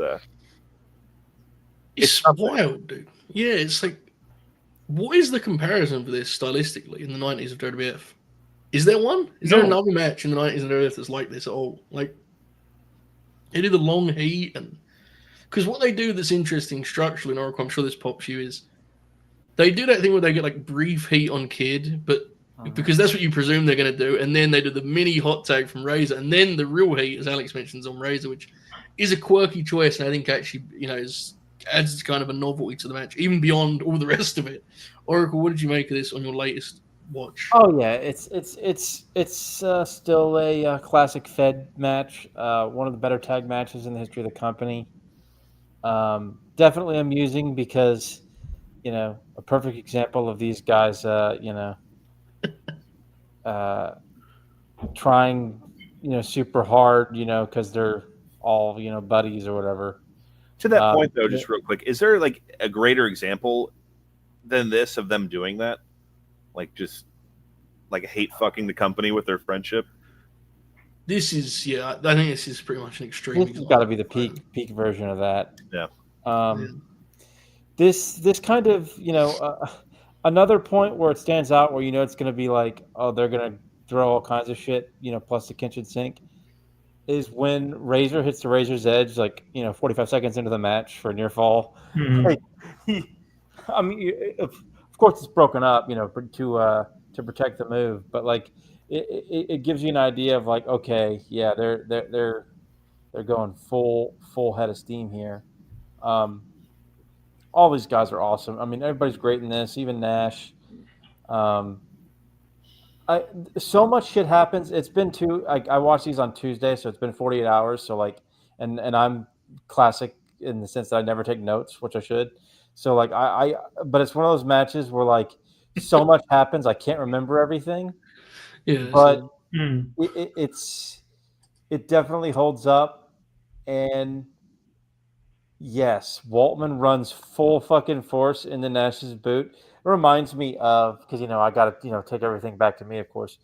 But it reminds me of the time when I was at my brother Dylan's in Charleston, South Carolina, many years ago, and he was like, here, I'm gonna give you a flying missile drop kick, and so I like he like stood on the arm of his chair, and like I ran into the move instead of instead of standing there and like waiting to like him to like kind of hit me and then jump back. Like I walked into the move and like bruised my sternum and shit, and like he was like, "Why did you walk full bore into my flying missile drop kick?" And I was like, "I don't know."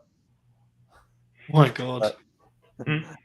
So that's another very stupid Oracle story to add to this, but this match fucking rules. It is. I mean, there's only maybe 2 or 3 other matches from '94 in WWF that could be in the discussion for being as good as this. But yeah, I mean, this is absolutely a classic, and it's still one of the better tags from the Fed. Was 94 the year of the Steiners and the Hearts, or was that 93? That's the Hearts, yeah. Okay. Wow, that's interesting. Mm-hmm. It's an interesting comparison to be made there, right? Stylistically, they're very different, but they're both very un-WWF. So it's also cool. Hilariously, both matches that didn't happen on any like a television show or anything. Yeah. Bob, you got a tough act to follow.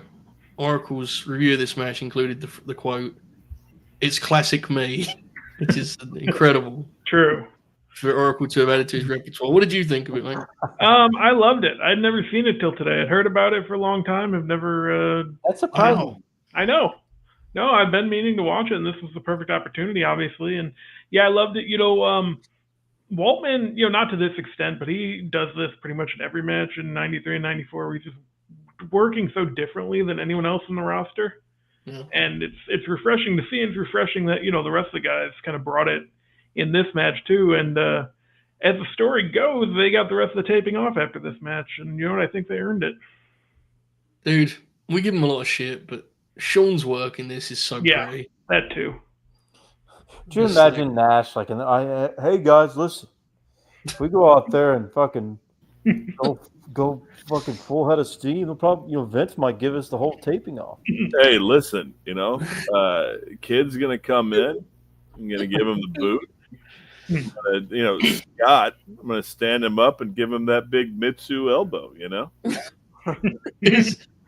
Has there ever been a generation? I think the post WCW purchase is close. This group of guys, and obviously it's apparent that they had a lot of say and power in their stuff, so that makes sense. But they took it real seriously, the idea of being like WWF Road Warriors. These guys, didn't they? Like, you hear them talk, they always would talk about that. And like when guys would come in, they would give them so much shit if they hadn't been WWF guys. Obviously, Shane Douglas. I was about to say. Yeah. There's that famous story where he like complained about his back hurting, and everyone was like, "You pussy." Yeah. According to Nash, Yoke cut the promo on him. Yo, motherfucker, we all work hurt. We all hurt. That's, to me, this shit is more obviously like the drama and the theater is in 96 and 97, like the thing with Brett and like the opposition to Shawn. But to me, this is more interesting this year, where this is before Shawn got really pissy and like, prima donna-ish, and the idea of them just trying to like work harder than the others and show that like we're better workers and shit. Obviously there's some fucked up psychology behind that, but for me as a viewer going back and watching it, it's very fascinating, because 94 is the year where Brett had that classic with 1, 2, 3 Kid on Raw, right? Yep. Yeah. Mhm. Like you just think about like all, and you know it's a lot different now when you go back and watch it retrospectively, where you understand the egos at play and shit. But you watch this kind of knowing in the back of your head they're doing this to like prove a point. And again, they're trying to prove a point on this syndicated television show that would air on Saturday mornings in some markets. It's Well, it's way more fascinating than Shawn stuffing gauze down his pants and like thrusting on Raw. it's part of why this era fascinates me because it's kind of a one-off in history in the sense that it's with context. It's even more so what you're describing because they really went big in the direction of our guys are athletic and work hard when Hogan made the jump, right? Which obviously would be what 3 months before this, 4 months before this, and so you had this crop of WWF guys who were like early enough in the WWF's dominance to feel like they were true Vince guys, and like I mean. God, look at the way Nash still talks about Vince. Like Nash is still one of those guys who sees himself as like he'll criticize his booking here, there, and everywhere, and he'll still look at Vince as his dad. So it's just a weird thing. Yeah. It's a unique era in that regard. Like they completely shifted, and the new gen marketing was like, look at our guys, the way they move out there, how athletic they are, how explosive they are, and obviously it carries on through the Attitude Era. But what's also interesting at this time is like things aren't really working, so they're like piecing stuff together, you know. There's like weird, you know, like Southern wrestling voices are getting involved in the booking and shit like that. It's just a really interesting time. 94 is the same. Is it? No, that was 93. But I was going to say that's they brought on the Rock and Roll Express to work a match on pay-per-view during this time period. You know? Yeah. I think they do something in 94 maybe even because I know they do WCW in 93. So I'm not sure. No, it was both 93 because there was 93 was Right. Super Bowl, and then they did Super Bowl, and then they did Survivor Series. Oh, because Cornette. Yeah. Cornette Bob- goes from being with WCW as like their partner to immediately after Watts gets canned, right? So yeah. Bob Backlund won the world title in 1984. He did. Yeah. He did. They were trying a lot of different stuff. Speaking of Watts, so there's a question here from Don't Have an Out who says, was there ever a time that Razor could have been champion in WWF? I always thought he would have been a better top face than Nash in 95. He would have been. So apparently when Watts had his like 3-week run as the WWF booker, he thought Razor was like the guy. Like he was convinced that Razor was the actual top star in the promotion. And if he just got a little extra push, he'd have been the world champion, which is it's just an interesting thing to kick around. Like if he does get more power, the way that changes history, because then he doesn't jump and, you know, all that comes with that. But yeah, I agree with Don't Have It Out. I think he'd have been a better fit in 95. What do you guys think? That makes sense to you? I think so. Yeah. Is there another point in the timeline that you would circle? Would that be the one when they went with Diesel? If that was when they could have gone with Scott, right? Yeah. Yeah, as a baby face for sure. It's Nash was very not telling tales at recess here. Very charismatic and very a very good extemporaneous speaker. But I think as far as like a wrestling personality that's coming to do like media appearances and kids can like and stuff. And like we said, Hall is a very large human being. I think I agree. I think it couldn't have gotten worse than Nash did. So it might as well, it's safe to say, then, you know, if he was on top, it would have worked. Yeah, and it's just, you know, fascinating to ponder kind of that piece of history. Scott famously was frustrated with his pay, and it kind of stagnated, and he had that offer. Alex, you and I have talked about this before. This always pops us, like the idea of guys doing their like emergency Japan runs. Yeah, like he supposedly said to Vince, like, "What if I do 6 weeks of Japan every year?" It's just like, thinking about that through today's lens is so funny, you know. The idea of like Seth Rollins walking into Triple Pull and being like, "Can I go out there and work some All Japan, brother? I'm struggling over here." But the boys they were struggling. They were doing 250, 300 matches a year, and it wasn't great, you know. Was this the era of the most house shows, or was that Hogan's? I think the 80s were real the crazy. 80s were, because in the 80s they would have A, B, C, and sometimes even a D town. Mm-hmm. Right. By this point, it's A and B, but if you're on those shows, you are running those. I mean, you're making towns a lot, and the houses are not. You know, a lot of people forget, like when they talk about Luger not winning at SummerSlam, part of that was because they were starting to show hope that like Yoko could be a big attraction on house shows. There's some really big houses they drew if Yoko as the champ. but everything would like fade soon enough, right? It took a whole wrestling war for them to really get revived. And speaking of that wrestling war, that's about to become very important. Alex, what are you going to say, mate? I was just saying we've jested about some of the modern folks in the industry that think the grind's a bit hard, and yeah, it's not quite the 80s, but this era of the let's move on. I'm sorry, lost my train of thought. No, He stepped out, but maybe not after. Football things. Yeah. So that meeting, was the Kenny works in Japan, and Vince said no, and they talked some numbers, and Vince would not at that time do guaranteed money. Now, I've always taken a slight issue with the idea that like Hall and Nash invented guaranteed money. Now, I understand what the point is because like they left Vince, and so he had to change. I get it. But, WCW had been doing guaranteed money for the longest because WCW was fucking insane, as we know. But it is a big part of the story. And Hall, if he doesn't think about leaving, I don't think Nash does. Like, Nash follows, right? Nash is like, well, hold on. And the part of the story I didn't know before today was it was actually 123 Kid that was talking to WCW first. I had no idea this was the case. He was talking to them first and told Scott what numbers they were talking about. And Scott was like, well, hold on a second. If they're offering you that, let me see what it's looking like for myself. And obviously, domino effect, my goodness. Famously, Razor's last town, the curtain call at the Garden and all that stuff. And the story goes that he did the say goodbye to the bad guy, was his like send off. And then he's immediately shooting the angle we talked about, where he comes through the crowd, which was the Larry Zbyszko idea, which is quite the circle back there. Something significant just happened, it appears. And he's having a bad year, man. Zbyszko? I don't know. So Nash said, Nash has the story, right, where he called Hall into the shower. Yeah. They love telling stories when they're naked together. Just like he says, he's like lathering his hair up, and he calls Scott down to his head level. He's like, "Get me Bischoff on the phone." Like he does something like that of trying to. Can I come too? That's in Jericho's first book. He has that awesome story, and at this point, I'm not fond of giving Jericho credit for much. His first book's fantastic, but at Owen Hart's funeral, Hogan asked him if Jericho could get him a meeting with Vince to come back to the WWF. Unbelievable. There is a thing where like Scott's talking about the WWF schedule to the prior conversation we had, and he's like, Vince offered him a 2-year deal, and Scott said, I can't do another 2 years of this schedule. It's like, dude, how brutal must that? He'd only been up there for like 3 years at that point, just over. 4. It's like, coming up in 4 years. So it's what?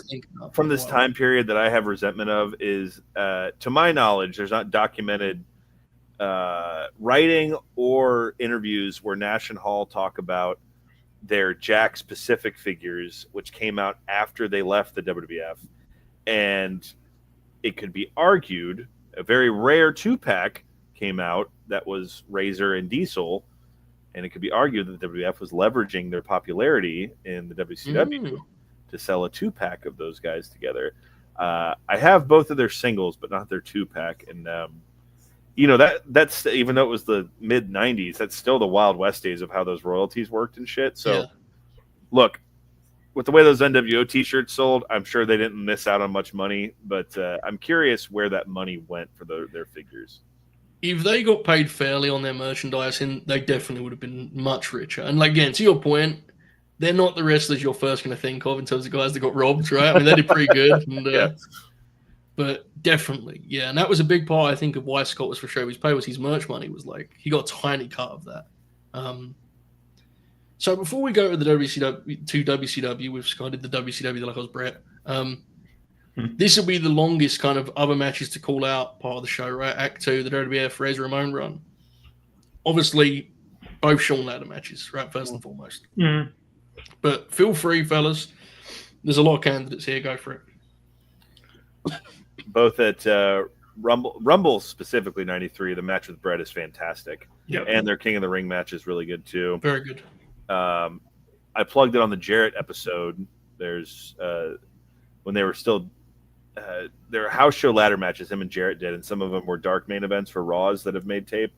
Those are just kind of fun for the novelty of it all. He had Ted DiBiase's last WWF match at SummerSlam 1993, and it's nothing blowaway, but it's a great performance by Razor because DiBiase's pretty much fucked at that point. He can't really take any serious bumps, so Razor takes care of him on that occasion. And of course, the '94 slams, the Intercontinental title match with Diesel is fantastic. Walter Payton. Yeah. Walter Payton there at ringside. Yep. And not a hot take, but I think his last match on WWF television with Vader is pretty cool, where Vader just beats the shit out of him. Yeah, that match is good. That's Good Friends, Better Enemies. Yeah. That was Razor and Diesel's last televised matches, I think. Which that's one of Diesel's best matches. I mean, that's a great match. Yeah, Razor had a lot of really, good shit there throughout the new generation. But like I said, anything you can find with him and Brett, him and Jarrett, him and Shawn, and then that Vader match is a lot of fun. It's he was during one of their most down periods financially. He was someone that is a staple of that era, and a bright spot. Sure. I don't know. I know he got inducted as Razor Ramon, but I don't know if the Razor Ramon, because it's so conflated, him and Scott Hall. You know what I mean? So it's I don't think people appreciate how good the Razor Ramon matches were. They know how good the character was. I don't know if they know. Well, if we were to sit here and put together the top 25 Scott Hall matches, there's no way less than 20 are Razor matches, right? I'd say at least 20. So to your point, I think I know there was controversy about him going as Razor because he is most famous as the NWO, right? I mean, that's just the reality of it. I can't even imagine when he was doing meet and greets in the 2010s. I can't even imagine the percentage of those fans that had the NWO shirt and did the Too Sweet and all that good stuff. But I think, we've discussed it. It goes without saying this is the best run of his career in terms of quality, right? Did he have like a singles match, would him and Taker have crossed paths at all? I guess maybe when he was They have a match on the Coliseum, I think. One of the Coliseum. Probably, yeah. That's on Peacock. Well, yeah, that would have been an interesting dynamic. That's a fun one. Any other matches for us to call out from this part of Scott's career? I guess we should know. We've already talked about it a lot, but the match where Hennig takes Warrior's place at the Survivor Series is fun. The wild card Survivor Series match, right? Yeah, that match is good. Yeah. The Raw Bowl's good. I'm pretty sure Razor's in that. He's in the Raw Bowl because he comes out with the Razor, but he has the fucking the tar under his eyes. There's a good one with Owen too in like '95. I don't know what show that's on. Maybe a Raw. Yeah, that. He's got the. I really like the Savio Vega tag. It's really only like a thing through the summer '95, but they have some fun matches. Yeah. But especially that Owen Yoko match is just great. What's the Survivor Series '94? The Teamsters against the. That match where he's Randy Savage on. I can't remember what the team names are, but the Teamsters sounds right for one of them, I think, but. Yeah, I'm not sure. But again, I think it says a lot that if you watch WWF in this era and you see Razor, for the most part, you're going to get a good time. I think even the matches that aren't as notable are fun because his work's good and it just clicked all at once for him, dude. Like his charisma came, his work flourished. I think I think he benefited from the schedule, right? He talks about like working Shawn pretty much every night for 2 years. Like, yeah, man, you're going to get better. Like, that makes sense. So I think he's a unique case in that regard. Now, obviously, what's coming up would be transformative for wrestling, and the down period we were just discussing with the WWF would actively be halted by, the inadvertently the boom of WCW would then fuel the comeback of the WWF. And it all begins with Scott Hall, both, behind the scenes and on camera.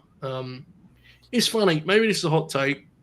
I always thought that was I always think people overstate how good the actual promo is, but I don't think it matters because he came out wearing denim and interrupted a match in the middle of a fucking Nitro broadcast. It doesn't matter, right? But I've seen people say it's like one of the best promos, and it's like, well, it's not really much of a promo. It's just that he's there that matters, right? It's a happening. Everybody, listen to me. The look is incredible. And we're talking about action figures being crazy now. They've made that now with the denim action for figure. real? Yeah. Oh my It's god. in the Monday Night Wars set. It's great. That is I remember it might have been the very first episode of Dynamite that Best Friends wore the denim gear like that. They wore jeans and the denim vest. Yeah. Sweet. And of course, I don't think I need to retell the story of the NWO. I think at this point, I think you could just check out 83 Weeks if you want to find out what happened with the NWO. Quite the happening. Alex, you were watching live. That's an incredible tale. Just think of ponder for me personally. Hogan turning, watching that live. That's a moment in time, no doubt. But we are going to pick up just under a year after that. Both of these matches in our final act are from May 97, right? A couple of weeks within each other. May 3rd, 97 is our first one. What a hilarious... That when you sent this to me, I knew this happened, but I just, like, reading it is different, right? We are in front of 50,000 people at the Osaka Dome. Scott is his first time in New Japan since 1990. He is alongside Big Kev, the Outsiders, of course, with Chono versus Keiji Muto and the Steiners. Now, I don't know if I'd actually ever watch this. The real takeaway from this is Eric Bischoff doing English commentary in the midst of a Japanese commentary team, which is a fascinating adventure. And he seems to struggle mightily, but he gets for it. So, quite the moment in time here, New Japan, Strong Style Evolution. Oracle, what did you make of this trios match here? So I think this was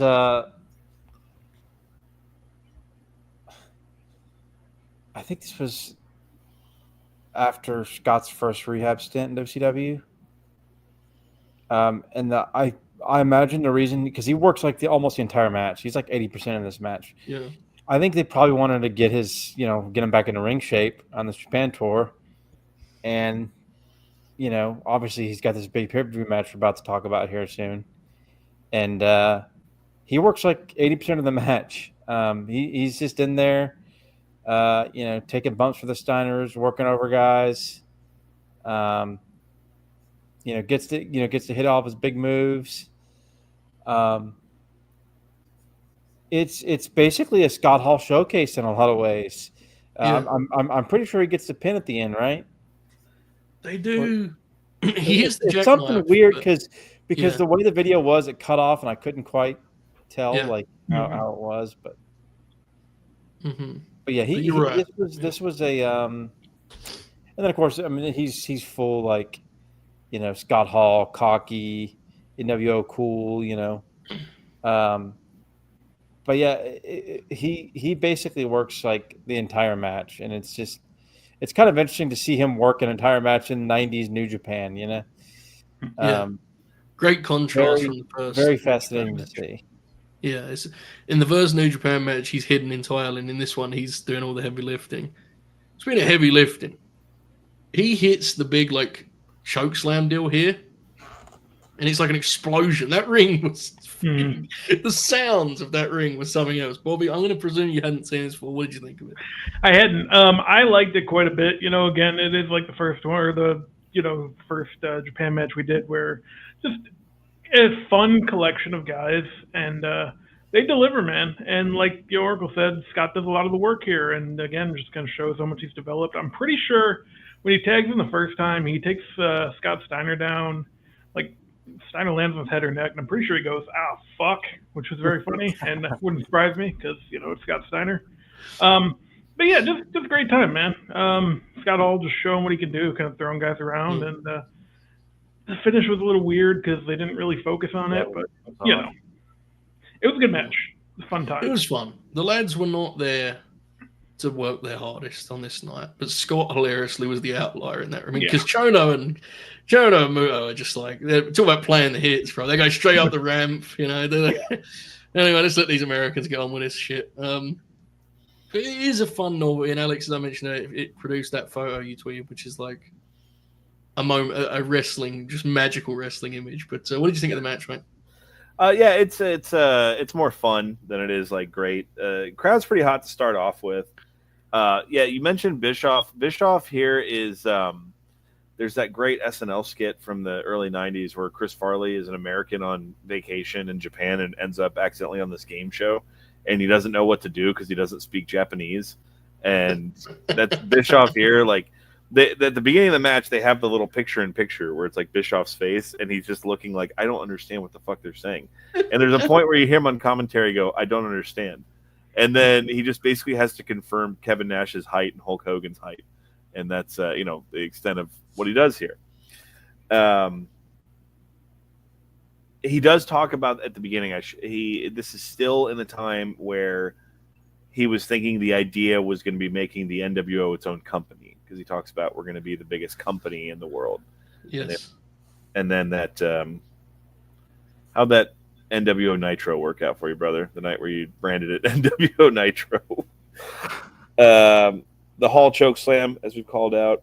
Hall is moving here, man. And this is also when I didn't talk about it in the second act, but Scott Hall went from big boy, big juiced up 80s wrestler to when he settled in here in his WCW run, he had like an athletic physique for a pro wrestler. Like, very much. Yep. Not to compare him to, but like GSP is a great example of like a professional fighter who isn't massive or like, chiseled out of granite, but has a very athletic physique. And that's Scott Hall here, where he's lanky and he's very like, he's clearly got muscle, but he looks like an athlete versus just being a fucking bodybuilder. Kevin Nash gets into the ring, and the first thing he does is sandbag a power slam. And in the match we're going to cover here to close, Nash knows how to post, so he just chose not to here, and he, fucking goes up, talk about a sack of shit there. Rick Steiner gets a pop, getting in the ring, which is funny. We get the awesome photo op where Muto and Rick, they do the Steiner Brothers pose with Scott's got his hands on both their shoulders. Yes, sir. I mean, this match is meant for just photo ops. Keiji Muto, Joe and Oracle steps aside, but can you explain to me the timeline of the separation between the Great Muta and Keiji Muto? Well, I can't. Maybe Oracle can. If Ibu was here, he could give us an hour on this, because this always is a great challenge for me, figuring it out. 97. So we're pretty deep into the Great Muta emerged a long time, almost a decade prior to this now. So the Muta scale's from like 92 or 94 when he wrestled Hiroshi Hase. Yeah. I'm not sure. If anyone in the chat knows when Oracle comes back, I'll ask. In the meantime, here is a see if I can post this or bring this on the screen. The photo that you tweeted quickly as a sidebar. Here it is. Look at that, dude. Did they get any better? I mean, look at that. Yeah. Incredible deal. Quickly, sidebar. Because I always think Scott Hall had a pretty sharp wrestling brain. When you ever hear him talk about the business, always interesting.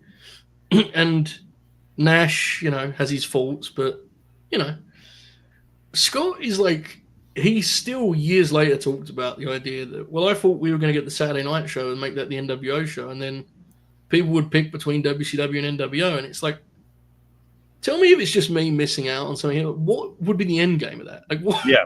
I don't get. I've never understood this. I understand the point that the NWO brand is powerful and was in some ways more over than WCW brand, but what would be the end game of just making its own? Who would they wrestle?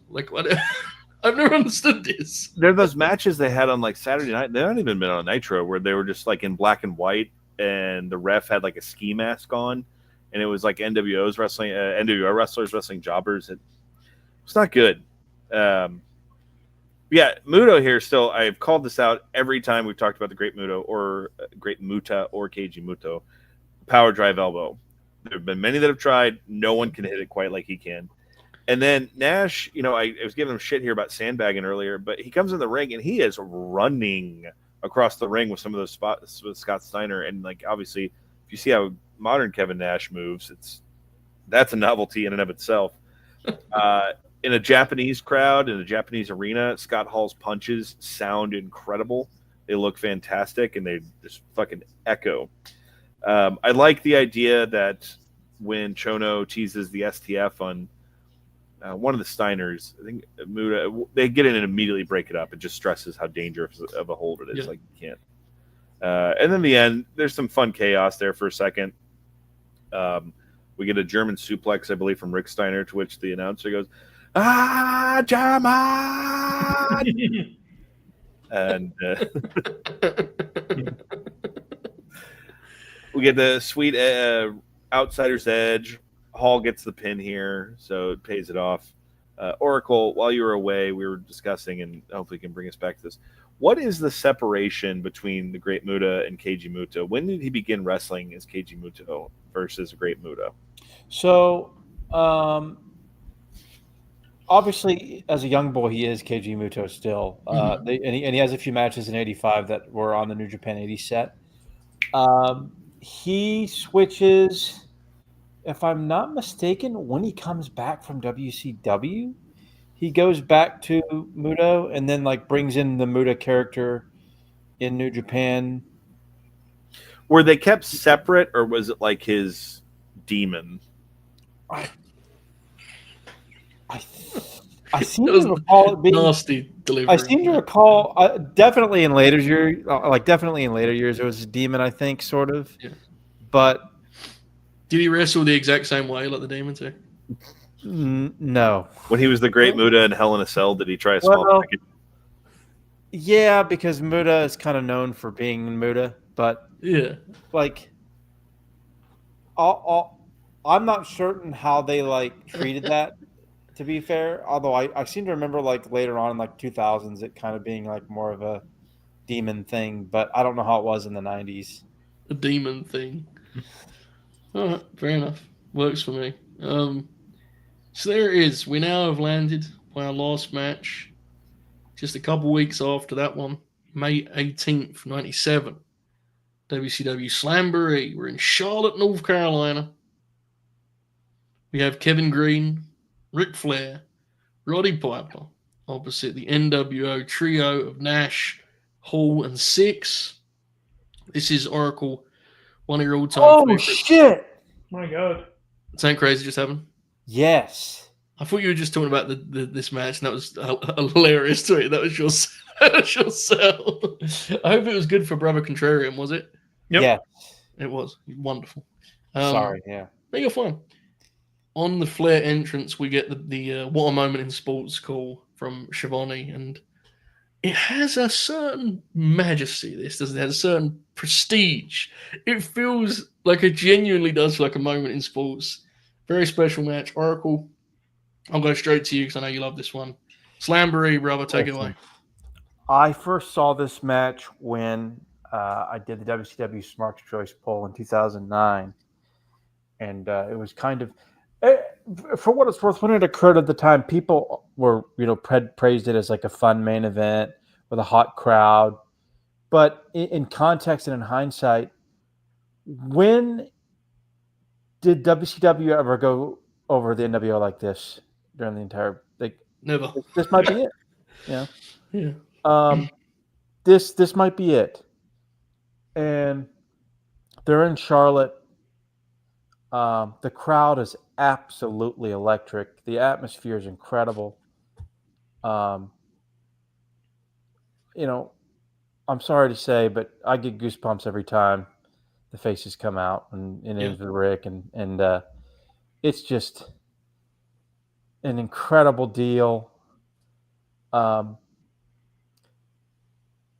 facial expressions of everybody involved, and like you can see the Wolfpack are kind of like, oh shit, like we ain't the cool guys here.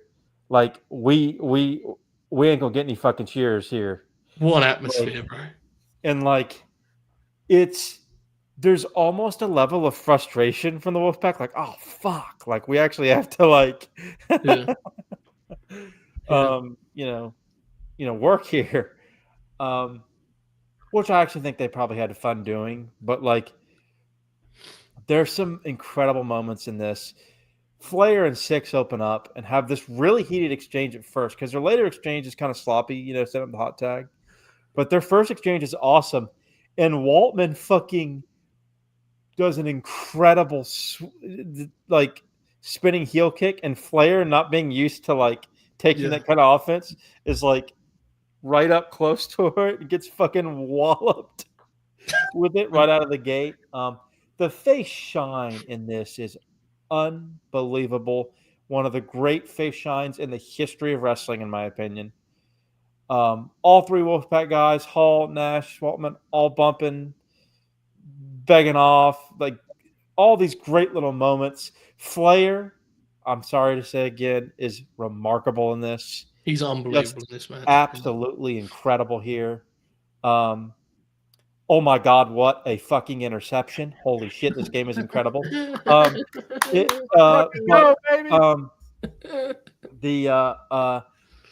So like just a little moment when Flair does his chop stuff and he goes up and he chops Kevin Nash, and I don't think Kevin Nash knew it was happening. No. Kevin Nash is very angry on the ring apron when this happened because it's one of the funniest, one of my favorite moments like ever in wrestling rings when Flair is because Nash won't bump. He refuses, and Flair is just fucking levering him with punches and chops, and Nash is like, nope. Well, first of all, let's think of some people who don't want to get chopped. Kevin Nash is one of them. Yes. So when Flair goes over there and lights him up, the look on his face is literal anger and fury on his in his eyes. There's a great moment where Scott Hall, I'm pretty sure it's Hall, slaps is like trying to mess with Piper in his hip, and Piper just slaps a taste out of his mouth. Yeah. Oh yeah. I can't remember if it's Flair or Piper later where Hall's in the corner and Hall has a great facial expression on his face where like he's getting his ass whooped and he like the ref's holding out the baby face and Hall does this kind of like this like oh shit look like okay. Just the face shine is awesome. They start working over Flair and they have a really solid heat segment on Flair. Hall catches Flair for the sack of shit, catches him. Does not drop him and catches him. And for what it's worth, I'm talking about everybody, but Hall is excellent in this match. All the Wolfpack are great in this. There's one of my favorite moments. It's so cheesy and stupid and awesome at the same time. Flair's getting beat up outside the ring, and Six is starting to double team him. And Kevin Greene comes out and tackles Six, and Tony Schiavone goes, he tackled him on the goal line. Which is one of the funniest. Schiavone is so good on this.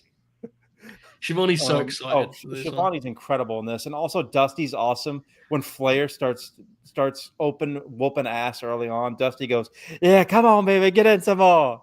Because like the Wolfpack are starting to beg off and shit. The sequence with Flair and Waltman gets mixed up some, so it gets a little sloppy there.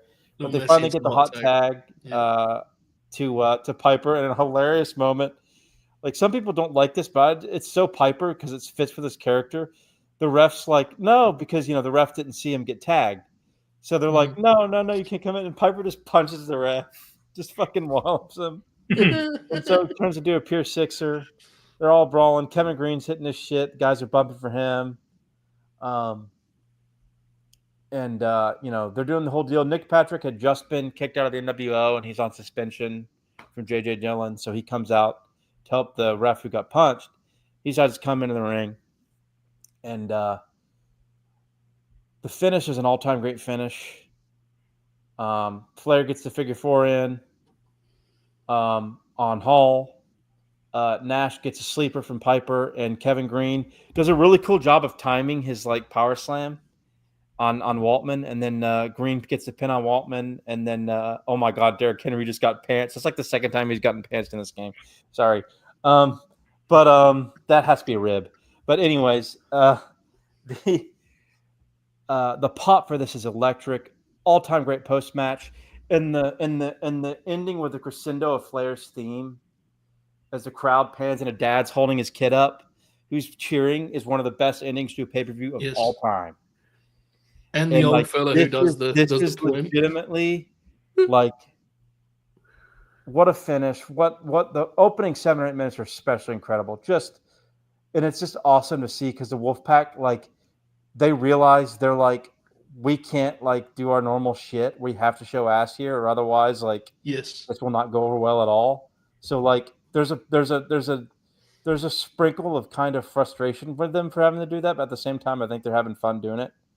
But yeah, just and this is about Hall, and he's awesome in this.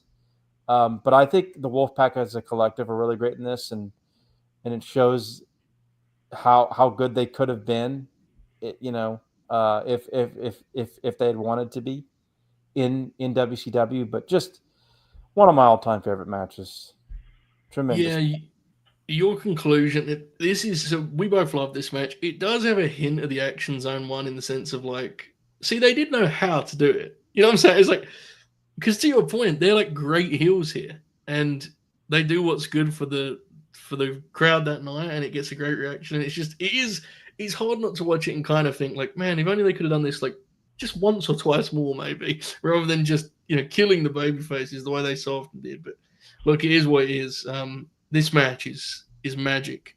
Bob, had you seen this before, and what did you make of it on this watch, if so?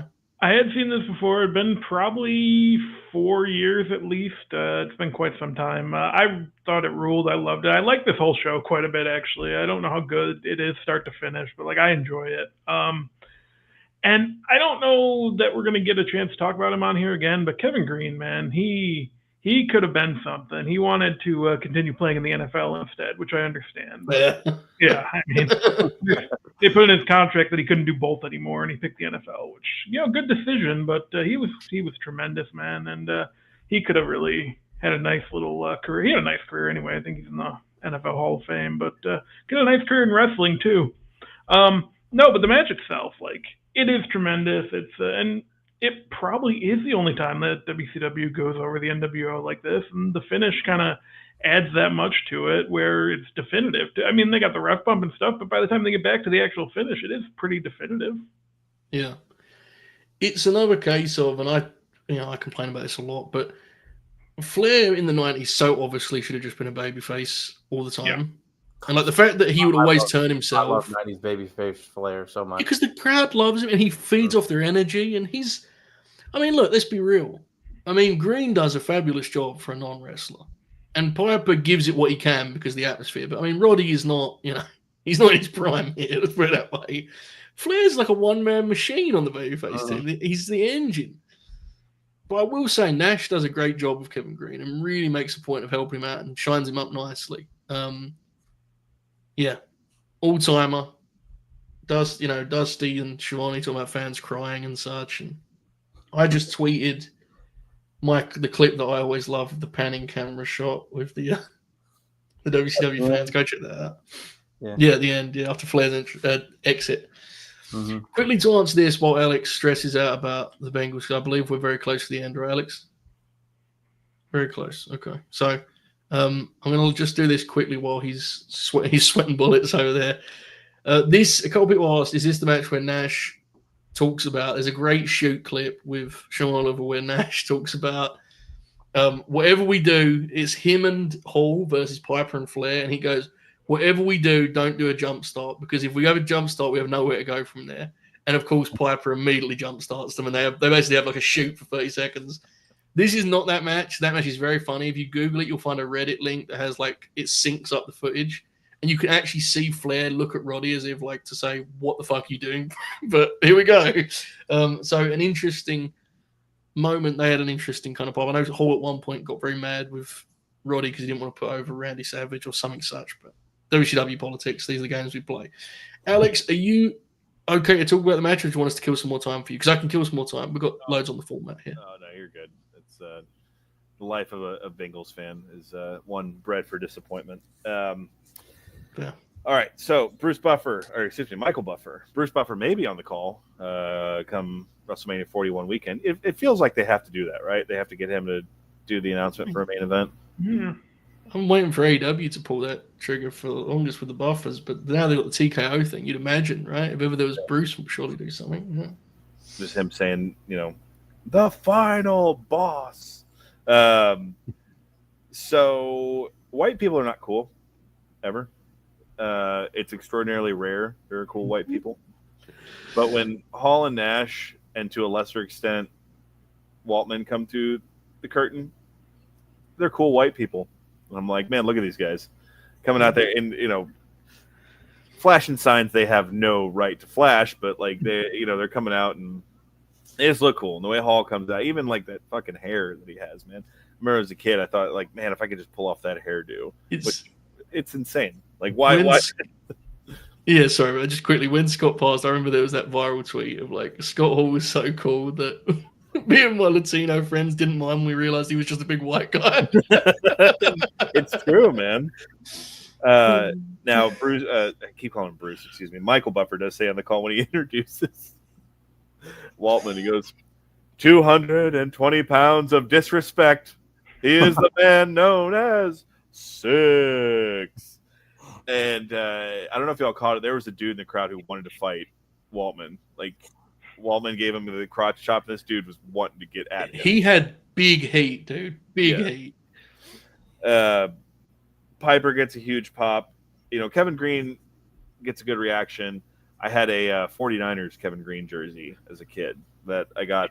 I remember buying it like I don't know, whatever the sports store was back in the day, just because he was the WCW wrestler. So I had the Kevin Greene jersey. And Flair, of course, gets a huge pop, comes out in the pink robe.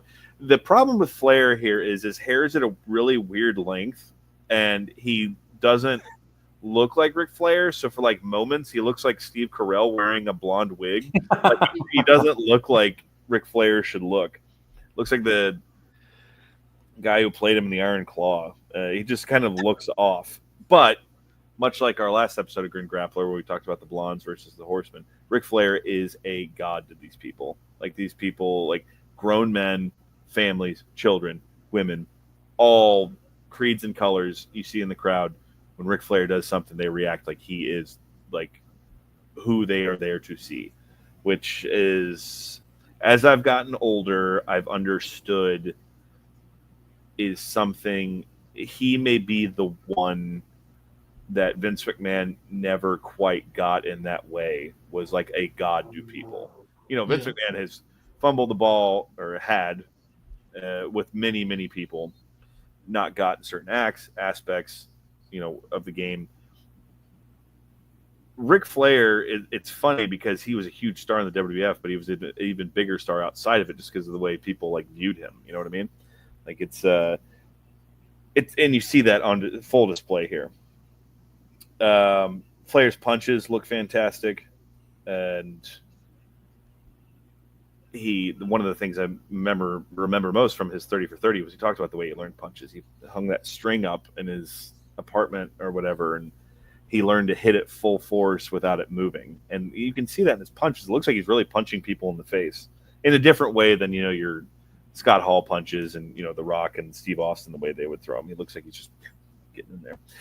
To circle back to what Oracle said, Dusty gets really fired up, and he says, "Jump your ass on some tradition."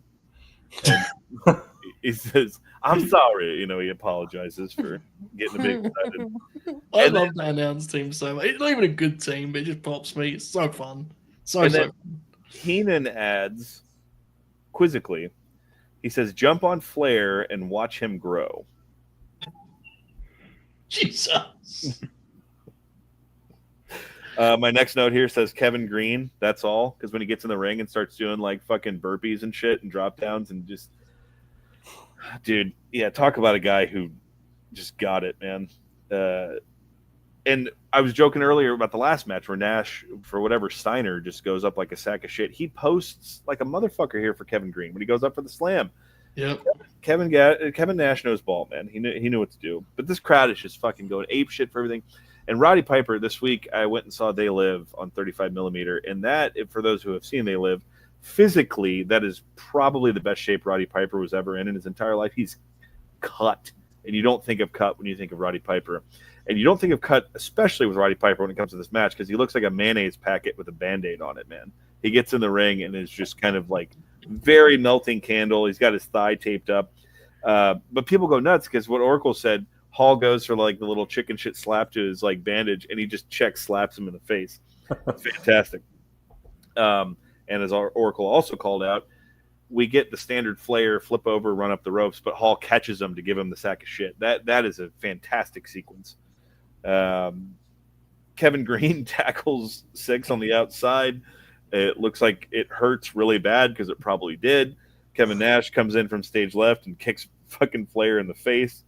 On a hot tag or like when shit's breaking down, Piper gets in the ring and he throws a right hand at Nash. This is just like Piper. He throws a right hand, and I guess while he's expecting him to sell, he just eye pokes him. And Nash reacts like, "What the fuck am I supposed to do, man?" Like he doesn't. He's just kind of there, like, "What the fuck."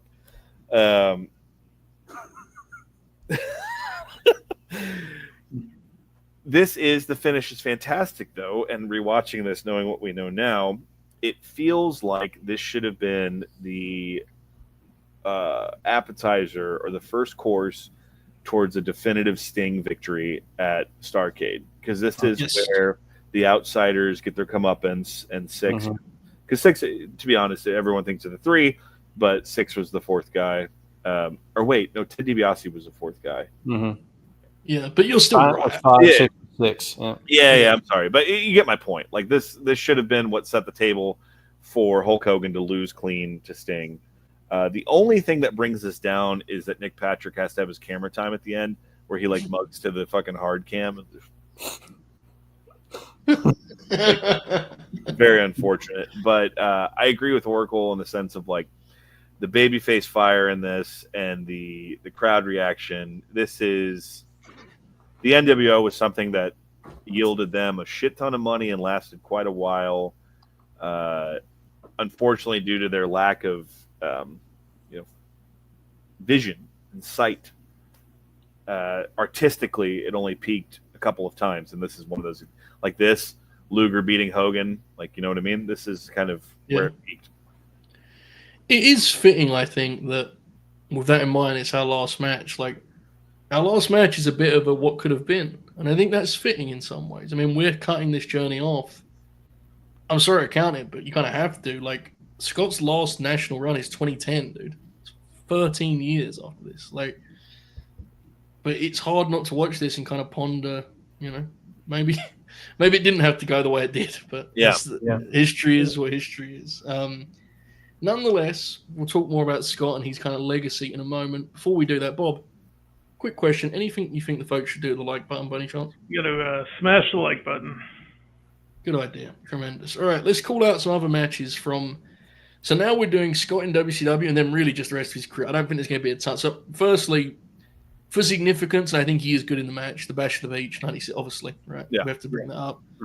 War Games, 96. He's very good in that. I really like the Havoc tag with Harlem Heat. Other than that, I haven't got... I mean, there's some good stuff with the Steiners, I want to say, but... I like the Bam Bam and Goldberg matches both from early 99. They're good. And I like the Nash tag against Conan and Ray, which I think you like too, Joe. Yes, yeah. Yeah, that's the good calls. Which was the tape where they worked Luger and Giant? Is that Super Brawl? Yes, 97. Yeah, that's fun. That's fun. There's a few there. Any others come to mind, Phyllis? The World War III 96 match where the Outsiders won the tag titles against Harlem Heat and the Nasty Boys. It is. I actually told Joe, I kind of was like, "Hey, we could do this one because it's not great, but it's also the match where like Jerry Saggs and Nash like start shooting on each other, so that part of it's pretty entertaining." And all right, so what else from this era and beyond? Oh, I would assume or guess that the highest profile singles match Hall had in WCW was when he won World War III in 97. 97. And then he wrestled Sting, when Sting was champion. He got a singles match against Sting for the title on Uncensored 98, which is okay, but it's more of just kind of a footnote than anything. Beyond that, all right, so now we're bleeding over into WF territory. I saw Scott Hall wrestle twice in my life. Once was the only WCW show I went to, which was Nitro, where I got to see the Outsiders, which was cool. The Outsiders wrestled Bill Goldberg and Sid in the main event of that show. And then I saw, and it was, I had to be quick because the first Raw I ever went to was in the build to WrestleMania 18, and Scott Hall wrestled Spike Dudley on that show. So there you go. The World Wrestling Federation just decided it was a good idea on a Monday Night Raw. They gave away the NWO versus The Rock and Steve Austin in a 5-minute match. Mm-hmm.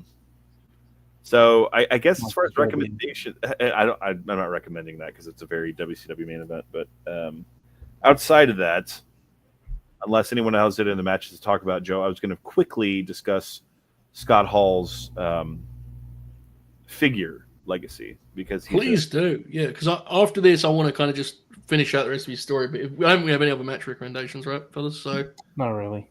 Please do go for it, Alex. He did have a big Scott Hall Remco. Tremendous. He had a big Scott Hall Remco that came with a soft goods vest. He had 2 Hasbros, one with black and red gear and purple gear. He, of course, had the Bendums that bridge the gap between the Hasbros and Jakks Pacifics. The Jakks Pacific, he had 2 releases of. He had the purple gear, which is the one I have, and the gold gear, which came in the Diesel 2-pack. And then, of course, WCW, man, in the mid to late 90s, for those of you who weren't aware, they were printing wrestling figures like it was currency, man. But our friends Curt Hawkins and Zack Ryder are a bit more liberal with this than I am, as far as like just saying that wrestling figures are, first ballot Hall of Famers and all that. But one of, in my opinion, a legitimate first ballot Hall of Fame wrestling figure, one of the greatest wrestling figures of all time, was the Toy Biz red and black Scott Hall that had the hair that came down, and it came with a Sting mask that fit perfectly on his face because at that time, of course, Scott Hall was impersonating Sting on Nitro. And he's had so many kind of Legends figures and shit since then. So it's he's a guy that for the characters he had was just a license to print money, man. He looked cool. He had all those different looks and shit. So point being, he had an original AWA, WWF, WCW figure, and he's had a myriad of Legends since then. And now I'm realizing we didn't even touch on, he wrestled in ECW and had, in that bridge between WCW and WWF. Ready or not, here I come. You can hide. I tried to find the tag match. It was him and Jerry Lynn against Rhino and Just Incredible, I think. The Just Incredible singles match was on the network for a while, but yeah. The figure you were talking about is this one. For those who don't know. It. First ballot. I'm trying to find. Hey, they finally called a face match, Alex. I saw that. When you squeeze the figure, the legs together, the arms came forward, so it did a perfect razor's edge. Also, well, that's a cool looking figure right there. That figure is outstanding. There are new, which I think this captures kind of the impact of them as an act. But they've just released. I'm sure you've seen them, Alex. The Ultimate Outsiders. I don't know if you've seen this, but like they come in. I mean, the package. I'm trying to find a good photo. Here we go. I'll just show you because like. Oh. Yeah, the Outsiders as an act peaked. We're almost at 30 years, guys. I mean, yeah. It's been a long old go of it, but let me find this here. Bob, fill that out for me while I navigate this. Okay. So I was watching. They get a Roughing the Passer? Yes, you did. Yeah. Well, they should have called they should have called the face mask on Joe when at the very beginning of the drive, but they missed it. And then. It was a good call to not reverse the catch with Yoshivash because it was too hard to it was too hard to tell. There wasn't a good angle. Yeah. Jesus Jones, I hate being a fan. Okay. Here's the packaging. Look how fucking cool this is, dude. Oh my god. Awesome. And here is Scott. Now the Ultimates, for those of you who don't know, the Ultimates are the ones that have like 3 different heads. So Scott has the the deal with the scaredy face deal. He has that fucking scan, which is incredible. Big Sexy. What's he rocking here? Is free also. 1 second. It should be coming up here any second. Here we go. There's Big Sexy there. Fucking elbow protector. The elbow protector, dude. Look at that. It's so cool. The only problem with figures like this is like you kind of don't want to open shit like that because like look at that fucking deal. It's incredible looking. But I forgot I bought it because I may have been in a celebratory mood. They put on sale the night of the first night of WrestleMania 38 a Cody Ultimate that came with like the box folds out into like an entranceway, and he's wearing Yes. the gear that he wore at fucking 38. Anyway, back to Scott Hall. Last thing we've got to bring up, something he was credited with, and one of the bigger stars in the history of the industry over the past 25 years has given him credit for, that random match where he just decided to put Tanahashi over in like 5 minutes. Yeah. It's so weird, dude. And he came out to Ready or Not, too, for that, by the way. He did the same thing with Jericho, right? Where he like switched the finish. Mm-hmm. He switched the finish and was like, well, I can get the heat after, I'll put him over first.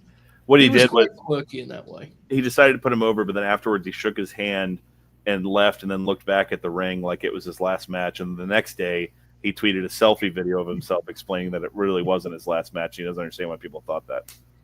Oh, I'd missed that whole part of it. That's my bad. I'm trying to find, if Brother JJ can put it in the chat, that'd be wonderful, because my Twitter's being very dumb. Imagine that.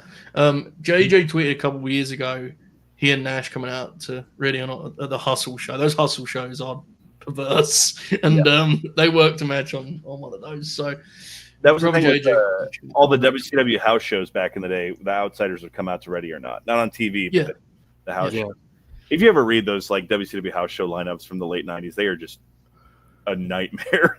The rare ones that like Goldberg wrestled on, he'd be in the ring for 30 seconds and shit. Yeah, can't imagine why they lost, really. No anyway, so with that all kind of covered, we'll finish this story best we can. Obviously, the WCW run, fades away in pretty dramatic fashion, right? You have the awful angle where Scott's real life struggles are brought to the screen. I want to note for anyone who's just tuned in, Alex was not celebrating. Incredible play, by the way. He was not celebrating the 1998 angle regarding Scott Hall. Quite different, but nonetheless, and his run kind of fades away in WCW. And he works Japan in 2001, right? Works New Japan, I'm pretty sure, in 2001. And he was kind of like off the scene. He was kind of just floating around doing his thing and seemed to be kind of disconnected from the business. And oh, shit. And Hall was, the last piece, in the sense that Hogan had met with Vince, as had Nash, and, well, if we're going to do the NWO thing, we need to have Scott Hall, right? And so the story goes, and I don't know how much of it's true, but the story goes that Scott Hall had basically told them, like, I can't do the schedule I used to do. We need to do limited dates. And then he did like 25 days in his first month.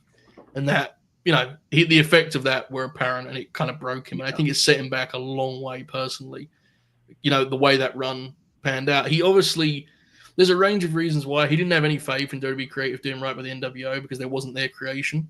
No. But, well, he also, the schedule, and like, he talks about working with Austin, and he just said, like, because they worked, the first matches Scott did back in the before house show matches with Austin, so they immediately got paired up. Yeah. And he said their matches fucking sucked on the house shows. Like, the Mania match to me is not like bad, it's just there. I don't know if it was bad. I think people do too much of that personally. The Austin Hall match? Yeah, I think it's just Hall's selling of the stunner is still awesome. I think Hall's work is pretty good in the match. I just think it's such an undercard match for Steve Austin, Yeah. He was just checked out by then, too. Yeah, and like he said, the house show matches were so bad that he told Vince, like, you should put Nash in there, dude. I'll just stand at ringside. They're like, what? He's like, the matches I'm having with Austin suck. He said they couldn't gel, or they couldn't get on the same page. And his run is, he has that infamous match with Bradshaw at fucking Backlash, right? Which is not a home run, fair to say. No. And when does he leave, Bob? Very soon, right? Plane Ride from Hell, yes. He must have worked Insurrection or Rebellion or whatever it is, then he gets caught up in that, and he's gone. Yeah, he's gone. And then, I guess the rest of his career, I know he did other stuff, and I know he worked Puerto Rico again in 2007, and he did some stuff in Japan, but really, the rest of his career is basically defined by, like, half starts with TNA, where they would, like, try again, and, Alex brought up earlier Victory Road. He's on the first TNA show, which gives you an idea of the timeline. He works Austin in March, and he works the TNA show in 2002. Grant is right. He was supposed to beat Steve Austin, which is an insane element to this that I did not realize. And that finish obviously was swiftly changed on the weekend of the show. But he has the Victory Road deal. He's on the first TNA show. He has the aforementioned thing where he's going to team up with Nash and Joe. And then I think most infamous, even more than that, is the 2010 run, I guess. Oh, the band. Yeah. The band gets back together in 2010 TNA for, and I say this with all respect, but like one of the saddest wrestling experiments and projects ever, right? Like they're part of that whole thing. They brought that whole period, man, was it's all bad. But nightmare. I rewatched 2010 not that long ago, and like I genuinely think the band part is like the saddest part because it's just like within the storyline they're losers now. Like they're trying to get a job. It's it's awful, dude. Like if you were a big fan of the NWO and you had nostalgia for it, why on earth would you want to see them that way? Like begging Hogan for a job and shit. It's gross. And that whole thing just goes down in flames, and that's it. Really, that's Scott's. His last matches are in TNA. And it's not, I think he always felt like he had another run in him and like a sort of fairy tale ending in the ring. He did not get that. I think it's fair to say, unfortunately. But as I mentioned, he would have a sort of revival in terms of his image and his reputation with the DDP documentary, which was called, the one that was about Jake, but he's featured in prominently. And I think, it's easy to forget the way people viewed him before that happened. There's a roundtable Legends of Wrestling deal where Flair talks about him, and he's like, him and Nash fucking sucked. And he just buries him. And there's not even much defense opposite Flair. Like everyone's just like, yeah, I guess. And I think it's easy to forget the way people viewed Hall in those 2000 years, dude. People like completely dismissed him. Grant is correct as an ESPN documentary, and then the DDP deal, and he gets in the Hall of Fame as we mentioned.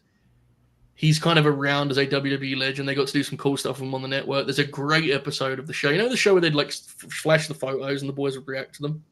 He has a great one of those on the network, which I recommend. What was that called? Cornette had a really good one too. Yeah, there's a few good ones, dude. It was a great example of a show that was entirely reliant on the guests because some guys would do like terribly boring ones where they just describe what the photo was.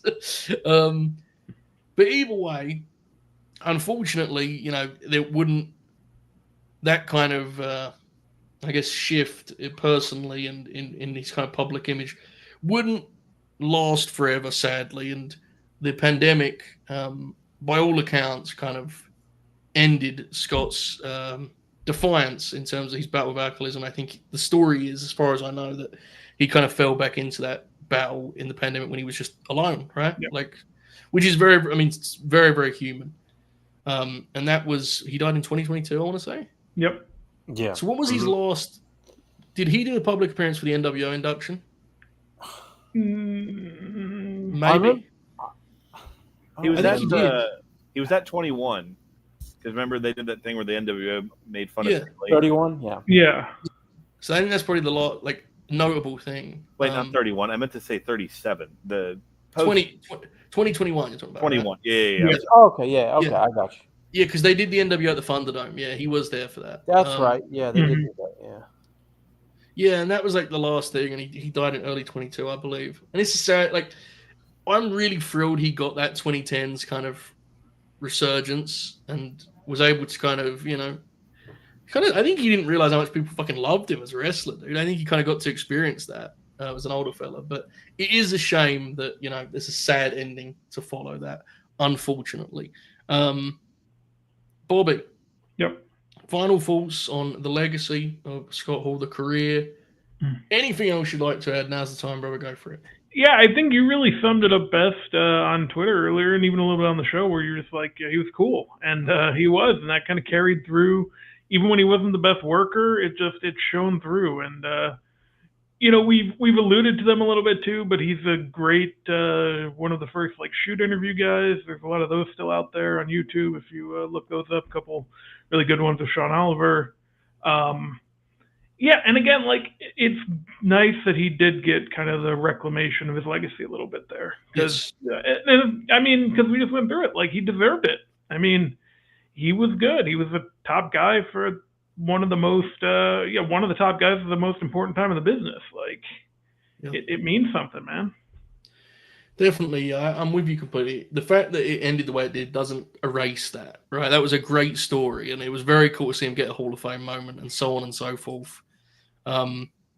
Definitely, kind of a big part of his story. Oracle, any closing thoughts on the legacy of Scott Hall? Go for it, mate. I mean, he, to reiterate what I said at the start, one of the more underrated guys from the '90s, even in the ring, I think, as the number 3 babyface in WWE for about 3 years there, had a really, really, really good run there. Obviously, a major star in WCW with the NWO run. I absolutely agree that it was, it was cool to see him get the respect and love that he earned later in his life. Yeah, just a a guy who kind of, people talk about him a deal, like a good bit for the character of Razor Ramon for the NWO Yeah, stuff, but they do. But he really is somebody. Just go back and watch some Razor Ramon TV matches, and he's really quite good. definitely. A genuine highlight of that era, which could be pretty moody at times, it must be said. Bobby, nailed it. Like I spoke about earlier, all-time cool pro wrestler, all-timer in that regard. An iconic character and presence, very significant one. I think for a range of reasons, he probably wasn't able to have the body of work befitting his level of talent, which says a lot because he did have a really strong body of work. But he was really gifted in there. I think there's if different things go different ways. I think he could have really sustained at that top level that we saw as Razor Ramon. But his legacy. I mean, shit, Damian Priest still does like all of he does the Razor's Edge and stuff, right? And they always call it out. Like, it's cool, man. We had our fun early with the Punishment Martinez name. He's one of the top guys up there, and he's hitting Razor's finish every time. Like, that stuff matters. There's a whole generation of fans that only knows Stan Hansen's lariat as the thing that JBL would reference every time someone threw a good clothesline. Like, it matters. So, Alex, take us home here, brother. Closing thoughts on the legacy of Scott Hall. There aren't many cool white people. Scott Hall was a cool white person. And by not many, I mean like there's like a half dozen in history cool white people. And Scott Hall was one of them. And Kevin Nash was another, so that narrows it down. Scott Hall is not the rule, but the exception. A lot of guys, when they get into wrestling, just guys and gals, think they like have it all figured out and shit like that. And especially nowadays, and are not open to the idea of like molding or coming up with something new or taking feedback and like saying, hey, maybe you should implement this. And yeah, the Razor Ramon character was his idea, but it was a diversion from like where he was 5 years before, where he was just big, jacked wrestler that was Saturday night, I'm gonna kill you, that type of shit. And you can change, and physique wise, because God damn, dude, between that first match we did and the last match we did, he had to be 70 or 80 pounds lighter just based on like muscle alone. And he had like, to me, one of the more memorable physiques in the sense of just being lean and really athletic and whatnot. Scott Hall's legacy is one of, it should be, because as you all mentioned and talked about through this, he became a punchline for a while. I'm glad that what he's not remembered for is like that band run in TNA, or like those last few attempts at like something big and whatnot, and that he did get control, and like Bob said, he was able to reclaim his legacy. And look, he had his demons, man, and which one of us doesn't? But he got to have that moment of clarity at the Hall of Fame, and honestly, Scott Hall understood the Pro Wrestling Hall of Fame, the WWE Hall of Fame, better than anybody. Dude, it's all it is a trailer clip. You get your clip in the trailer, and he had the line, and now he's one of those guys that his Hall of Fame speech will live forever just because he had the tagline, the catchphrase, and whatnot. But for me personally, a very, very, very big part of my childhood, both as Razor Ramon and Scott Hall in the NWO. As I said at the beginning of this, when he passed, I was genuinely surprised at how much it affected me. Like I remember I read it on my laptop, and then I got up and just like went for a drive. Like it was. I know that sounds melodramatic and shit, but it's really what happened. Like I was just like, man, because he was so important to me, but also because I knew his struggles and shit. It was a hard pill to swallow, I guess, as they say. But he's a guy that was very important in the eras that he was in pro wrestling. I think in some aspects may have inspired a few people. I think he lived a very public life. I think that's the best way to put it, in the sense of like, we saw him at his lowest and we saw him at his highest. And I think a lot of people aren't that, dumb, brave, strong, whatever word you want to use to describe it. He was pretty cognizant of the fact that he was a public individual and that we saw him at his best and his lowest. Like it's, when you're in the pro wrestling industry, fans, you don't really have much room to have any privacy. And he was aware of that, and he was pretty forth with that. And I don't know, I can't speak of him as a man or anything like that, but I just know like he was a very important figure. He gave a lot of people entertainment. He gave people hope at times too. He's a complicated figure as far as like morality and all that shit in the world of pro wrestling, but also it's just a fucking figure. One of the most iconic wrestlers of the 90s, and someone who was, I think, as I'm going through all this and working through my feelings out in real time and thoughts on him, the biggest thing I can stress is he's a much better worker than people understand, because there's so much surrounding his legacy and his life and shit like that. This dude was a fucking carpenter in the ring. He punches, selling, execution of moves, just a fantastic worker through and through, and an interesting story. And especially that we highlight one last time, that peak, that 3-4 years in the mid 90s, he was really through 97. When even 4 though years, the first year struggle started, he was still very good. Everything clicked, and he just had it, and it was so powerful that for years and years, promoters would willingly try and let him recapture it, because he was just magic there for a minute. And I think if you have like the way that with I'm sorry, Joe. No, you're good. Go for it, mate. If you have like a vague understanding of how the shit works, and you watch that Martel match we watched earlier, like, yeah, this is the guy that's going to win the world title next year. Like it's just like, it's such a complicated era to analyze, because Brett and Shawn and all these guys are there. But you watch that fucking Martel match, like, yeah, this is obviously the next guy. Like, to the question we had from Don't Have an Ant earlier, like, I don't know how you see that and don't understand that that's the next guy over Kevin Nash. Mm. I think he was too good for his own good, in the sense that he could always be the steady IC champ and the promote. You know what I'm saying? I think he's one of those guys. Like, we don't have to worry about Razor. He's always going to be there, which happens sometimes. Okay, let's look ahead, because I asked Alex to say, because I remembered at some point we discussed a special December show. I misattributed to Alex. It was actually the Oracle of Wrestling. And Oracle, I don't know if you remember this, it was many months ago. We decided that Paul Lee was going to be the December show as a special. That's right. We do every at the end of the year. We do specials every year. Yeah.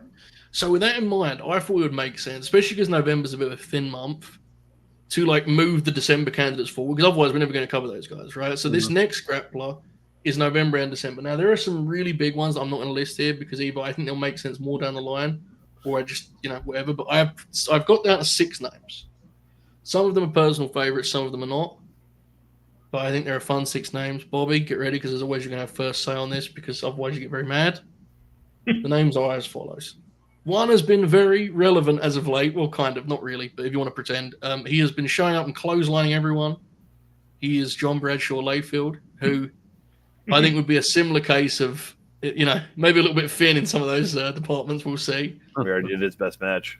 This also an issue. Yeah, the Holly's match from Heat. Oh, no. Oh, well, I mean, the Eddie match is obviously one, but the second would take us to a trip back to Wembley in '92 all over again, Alex. Davey Boy Smith, brother, the big man.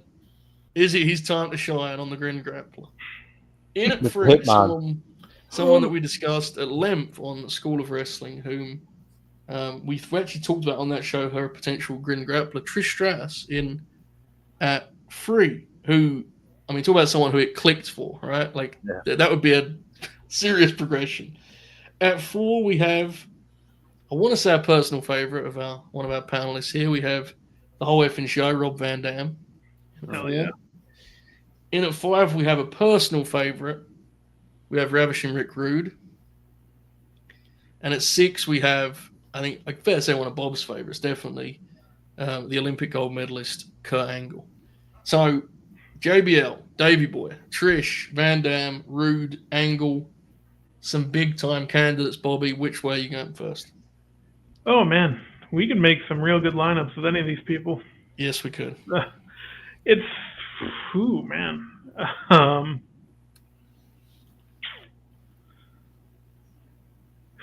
Did we do a woman this year? Yes. We did Alexa. Yes. To be fair, that drew us a good house. We should keep that in mind, fellas. That was our WrestleMania 3. Tell me about it. We still haven't recaptured the magic, brother. We're running one night tournaments and shit in arenas. It's not the same. Yeah, I don't think I can help you too much here. I'm fine with all 6 of these. Wow. Okay. Well, I'm not gonna be as kind. I'm just gonna say straight up. I'm happy with all of them. Obviously, I picked I would like to do Ravishing Rick Rude personally, because of course I would. That's like one of my all-time guys. I don't think his catalog is actually like crazy deep, but he's just fucking awesome, and I'd love to talk about his work. He's just one of my favorites. Oracle, what are you thinking here? I think Curt or Rude would be the two best options from here. Curt or Rude. Would actually be interesting, I think, because he's a guy whose reputation has changed a lot, right? Like in the last decade, he's had this like explosion among hardcore fans. Oh yeah. I think we could have a pretty varied, conversation with that. So that's an interesting one. Alex, what you thinking, mate? Yeah, the Rude thing now, it's like people have like come around to saying he was the best wrestler in the world in 1994. Like, it's there's an interesting groundswell, no doubt led by a IQ wrestler who kind of creates narratives on Twitter which are deserved. Beast. But, yeah.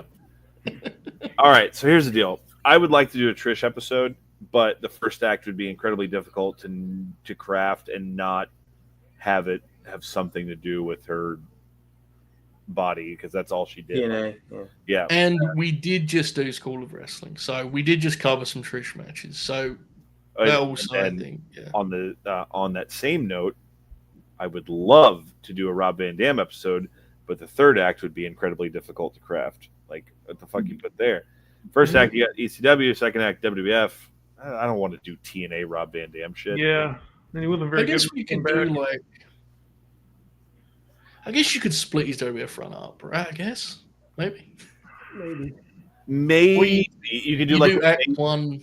You could do Act 1 before ECW, I guess, if you wanted to, and go to Japan and do some shit. Fucking Robbie V wrestling on Saturday night. Just throwing out ideas, bro. The main reason I would want to do a Rob Van Dam episode is to talk about I think the only televised match he ever had with Tajiri, which was on a Invasion era Raw, and then also we'd have to do the Cena match, because that's one of the more famous. I will say, Alex, there is some good stuff in the WWF return. He has a match with Orton that's kind of killer. Van Dam, that is. Right on. Angle would be easy to craft. Yeah. I like the Rick Rude thing, though. That's fascinating to me. Get some world-class shit in there. Get Raging or Ravishing, maybe, perhaps, from... Yeah, you do Raging or Ravishing, and then you do WWF, WCW. Mm-hmm. Yeah. His peak is actually really short. Yeah, world-class, Raging or Ravishing tag, WWF, and the WCW, yeah. Oh, yeah, goddamn. I think that would be a huge part of the third act of that, is talking about if he didn't get injured, how different the landscape of the mid to late 90s wrestling would have been. He could have been one of WCW's main players. Because the year you were referencing is 92, because at the end of 92, he gets hurt for the first time, and it fucking destroys his work. Like, Oracle, you can speak to this, right? Like Rude, we'll get into it more if we do him. But 92 is the year he's incredible. And then he gets hurt. And 93, because 93 has that Flair feud that's just like remarkably bad. Yeah. Yes. That's 92. the way. I'm sorry. The reason you're thinking 94 is that's when he gets hurt. And Yeah, that's the big injury. Yeah. We can do the good Chono match, the one in Japan. I guess out of those, it would come down to either Rude or Angle, I think. What a standoff. Yeah. Have you had any heated discussions about Kurt Angle's work recently, Joe? No, never. That is part of why I would kind of like to do it, is like, I think people think I hate Kurt Angle. And that would be, No one hates Kurt Angle. No. Except maybe his first 7 wives, but, I kid. Honestly, with all that, I think for ground covered and the opportunity for discussion, because Kurt Angle, honestly, we're just talking about a decade with Rick Rude. Close. Yes, but more. It's more varied. Way more varied. Yeah. More varied, because he's in so many places. Like somebody brought up in the chat, we could do Memphis Rude, like it's a lot of options. Kurt is also so Kurt's acts to me would be. Kurt is 4 WWF matches and 2 TNA matches. Yeah, because the first act would be like rookie haircut.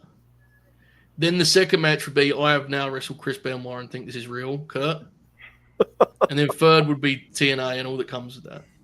So I get this narrow it down to that, okay, Bob? And then we would do like fucking the Ken Anderson cage match, and I would talk for an hour and a half about how it's the greatest achievement in the history of the industry and stuff. So Alex, you and I are going with Rude on this, right? Him and Kurt. Is it Oracle? You doing the same? What? Kurt or Rude? If we narrow it down to those two, because Kurt or Rude's the battle here. So I want to get Bob's vote. Bob, Kurt or Rude, because then Oracle have the deciding vote. Yeah, I'll go with Kurt then.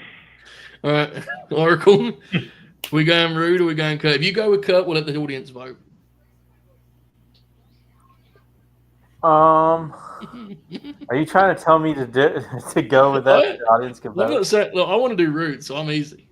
I think I want to do Rude, to be honest. Yeah, let's do it. Ravishing Rick Rude. I'm so fired up. For the first time this week, Bob lost an election, and this is just great. What a great time! Great time. There was an amazing moment earlier that I don't know if you saw it, Alex, because you were looking at your notes. But when you were talking about Dick Murdoch's personality, and you then went Bob, and you were talking about Bob Orton, and Bob's face immediately, like the gloves came up, like he saw it coming that you were where you were going, because I thought you were going the same place. But I'm very proud of myself. I refrained from any jokes about that during that. So. You did. Well done, mate. Good job. Yeah. Rick Rude next up. Bob is real mad. Look at Bob, just enraged when we talk about German suplexes. German! So that's up next. Let's do some plugs going out here, folks. We hope you've enjoyed this. Bobby, what would you like to promote, brother? Late Night Grin tomorrow. Ask the Grinners. I'm not there. Was not asked to be on. I'm okay with that. Not passive aggressive, but all right. No, it's fine. Next week, I'll be there for the Survivor Series 1998 Grin Along from the start, unless I go to SmackDown, then I will be joining in progress, but it depends what's going to be on SmackDown next week. Yes, sir. And also, Colt's right, Bob. Also, yes, smash that like button. Yes, indeed. The Oracle of Wrestling. What would you like to plug, brother? I'll be on the Ask the Grinner gimmick tomorrow for the flagship at 11:05 p.m. Eastern. I will not be on the Survivor Series watch along next week, but please join the fellas for that. I will be back in 2 weeks from tomorrow for the Full Gear preview. Joe will not be there, but I will. We've got Grinication and a poll we're going to put out. We might discuss about that poll in our post show here, and then put it up maybe tomorrow. That will be coming on a Tuesday or Thursday near you. And then, of course, the obscurities of the Ruthless Aggression era. I'll say it publicly now, but if we have to do it the other one, fine. I'm aiming for November 24th, but if it has to be the 17th, fine. 24th of November, if we can, 5 p.m. Eastern, Sunday. Hopefully so. Yeah. Yeah. If you, folks, if you're wondering if this Ask the Grinners thing is going to be worth tuning in for, the latest question on the hashtag Ask the Grinners is, if you could add anyone to Fatal Influence, who would it be? They're the kind of questions you got locked in. This is big. This is serious stuff going on tomorrow night. So lock in for that.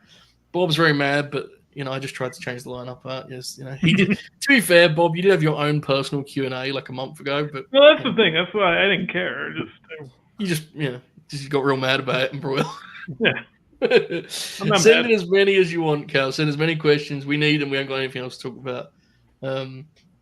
There we go. Alex, tell the people about what's happening with the Contrarians, brother. So coming up, we have an episode on the Pope's Exorcist, which one of the best parts of that episode was me getting to explain to Julio that Russell Crowe did a tie-in marketing campaign with WrestleMania 39 for it, and read copy before the Demon wrestled Edge in a Hell in a Cell. That I actually ended up transcribing it and reading it back, and it's ridiculous. Russell Crowe won a fucking Oscar, and he was at. Okay, so I'm sure you've got this in your research, but did you see the film he made after this that was called The Exorcism, but had nothing to do with it? But it felt like it could be a sequel because it was about a guy making a movie about an exorcist. Fascinating. Carry on, Alex. No, yeah, we were cross-eyed by the end of discussing all that. There's that over on our Patreon page to commemorate or celebrate rather our 10th anniversary. Julio and I do our top 10 movies of all time, so there's that. And coming in January to the Contrarians page, Mr. Joe Holbert's going to be joining us, and Twitter legend / Public Enemy #1 Steve. We're going to be doing a 14-part series on the first season of The Ultimate Fighter because it's 20 years since then. And trying to think of anything else recently we've done. There's a lot going on, man. We got some commentary tracks up and whatnot. We are thecontrarians.com, patreon.com/Contrarian Prime, at Contrarian Prime on all your social media platforms. As always, Joe, thank you for having me and allowing me to peddle my wares. I tuned in to the anniversary program that you led with the first episode, but I didn't piece together what was happening, so I was really confused what happened to everyone's microphone. So I was like, what's going on? And then I realized, this is the first. Of course it is. Popped me huge, to be honest with you. I want to quickly note the Pope's Exorcist made considerable money. Incredible. Russell Crowe still got it, brother. Still got the fastball. Doesn't mean the film's good, obviously, but he more impressive at this point to make money. He in that movie, he rides around on a Vespa, an electric scooter, and I read that he requested that because he was like, my time I spent in Rome, I saw the pastors riding around on these. It's like, dude, this guy just wanted to fucking drive around Rome on a Vespa and got it worked into the movie. Yeah. By the way, I was celebrating to Oracle that you took me up on the recommendation of Watcher. Positive rating. Watcher's fantastic, dude. Yes. Dude, how underrated is that flick? Came and went, no one even talked about it. What an awesome picture. Very Hitchcock, De Palmian, whatever other pretentious phrases I can use. But yeah, dude, is it on a streaming service? I think it just got added to Netflix, I think. Okay. It's only 90 minutes, too. Old school thriller horror deal. Awesome. Dude, Micah Monroe, she's got that, Long Legs. It Follows. It Follows. The Guest. She's carving out a niche, but she's very good in that role. Have I seen The Guest? Maybe. It's the one where Bob shows up and just does podcasts in the back room. All right, folks. He just walks in. Hey, guys. I'll be back tomorrow for some match reviews. I'll tweet the lineup out in the morning. I'm going to be completely right. I don't know when that show's going to be because it's 5 a.m. here, and I'm most likely going to talk some shit with the guys for a little bit longer. So give me, it may be on while Rampage is on. Just bear with me on that. Friday night, as we mentioned, Ask the Grinners, keep those questions coming. As many as you want to send, get them in, and we'll try our best to answer them. Myself, Oracle, and the Young Guns. I don't think there's any shows this weekend, but Alex and I have some business to handle this weekend, so we've got some shit going on. I also need to see Sideways on the big screen, locked in, fired up, ready to go. So great times ahead. We hope you enjoyed this. It is not. It's 5 matches. I'm not going to do the match where LA Knight dresses up like Trump. I feel like it's probably not the time for that. So I think I've put something else in. That happened I put all the lineups together a long time ago, and by complete coincidence, it worked out that was the match this week. And I was like, probably going to scrub that one. I'll do that another time. All right, it'll be 5 matches. I'll tweet the link in the morning or the lineup in the morning, folks. We hope you've enjoyed this. If you have, like it, comment, all that good stuff. If you're a member, check out the Halloween special blooper reel, which we put out, which was 10 minutes and was very silly and very fun. You get to see Bob closing his door as he figures out how he's going to do the big post-credit scene. But most importantly, have a great night. Keep grinning. All out and enjoy this outro, folks. Speak soon. Bye.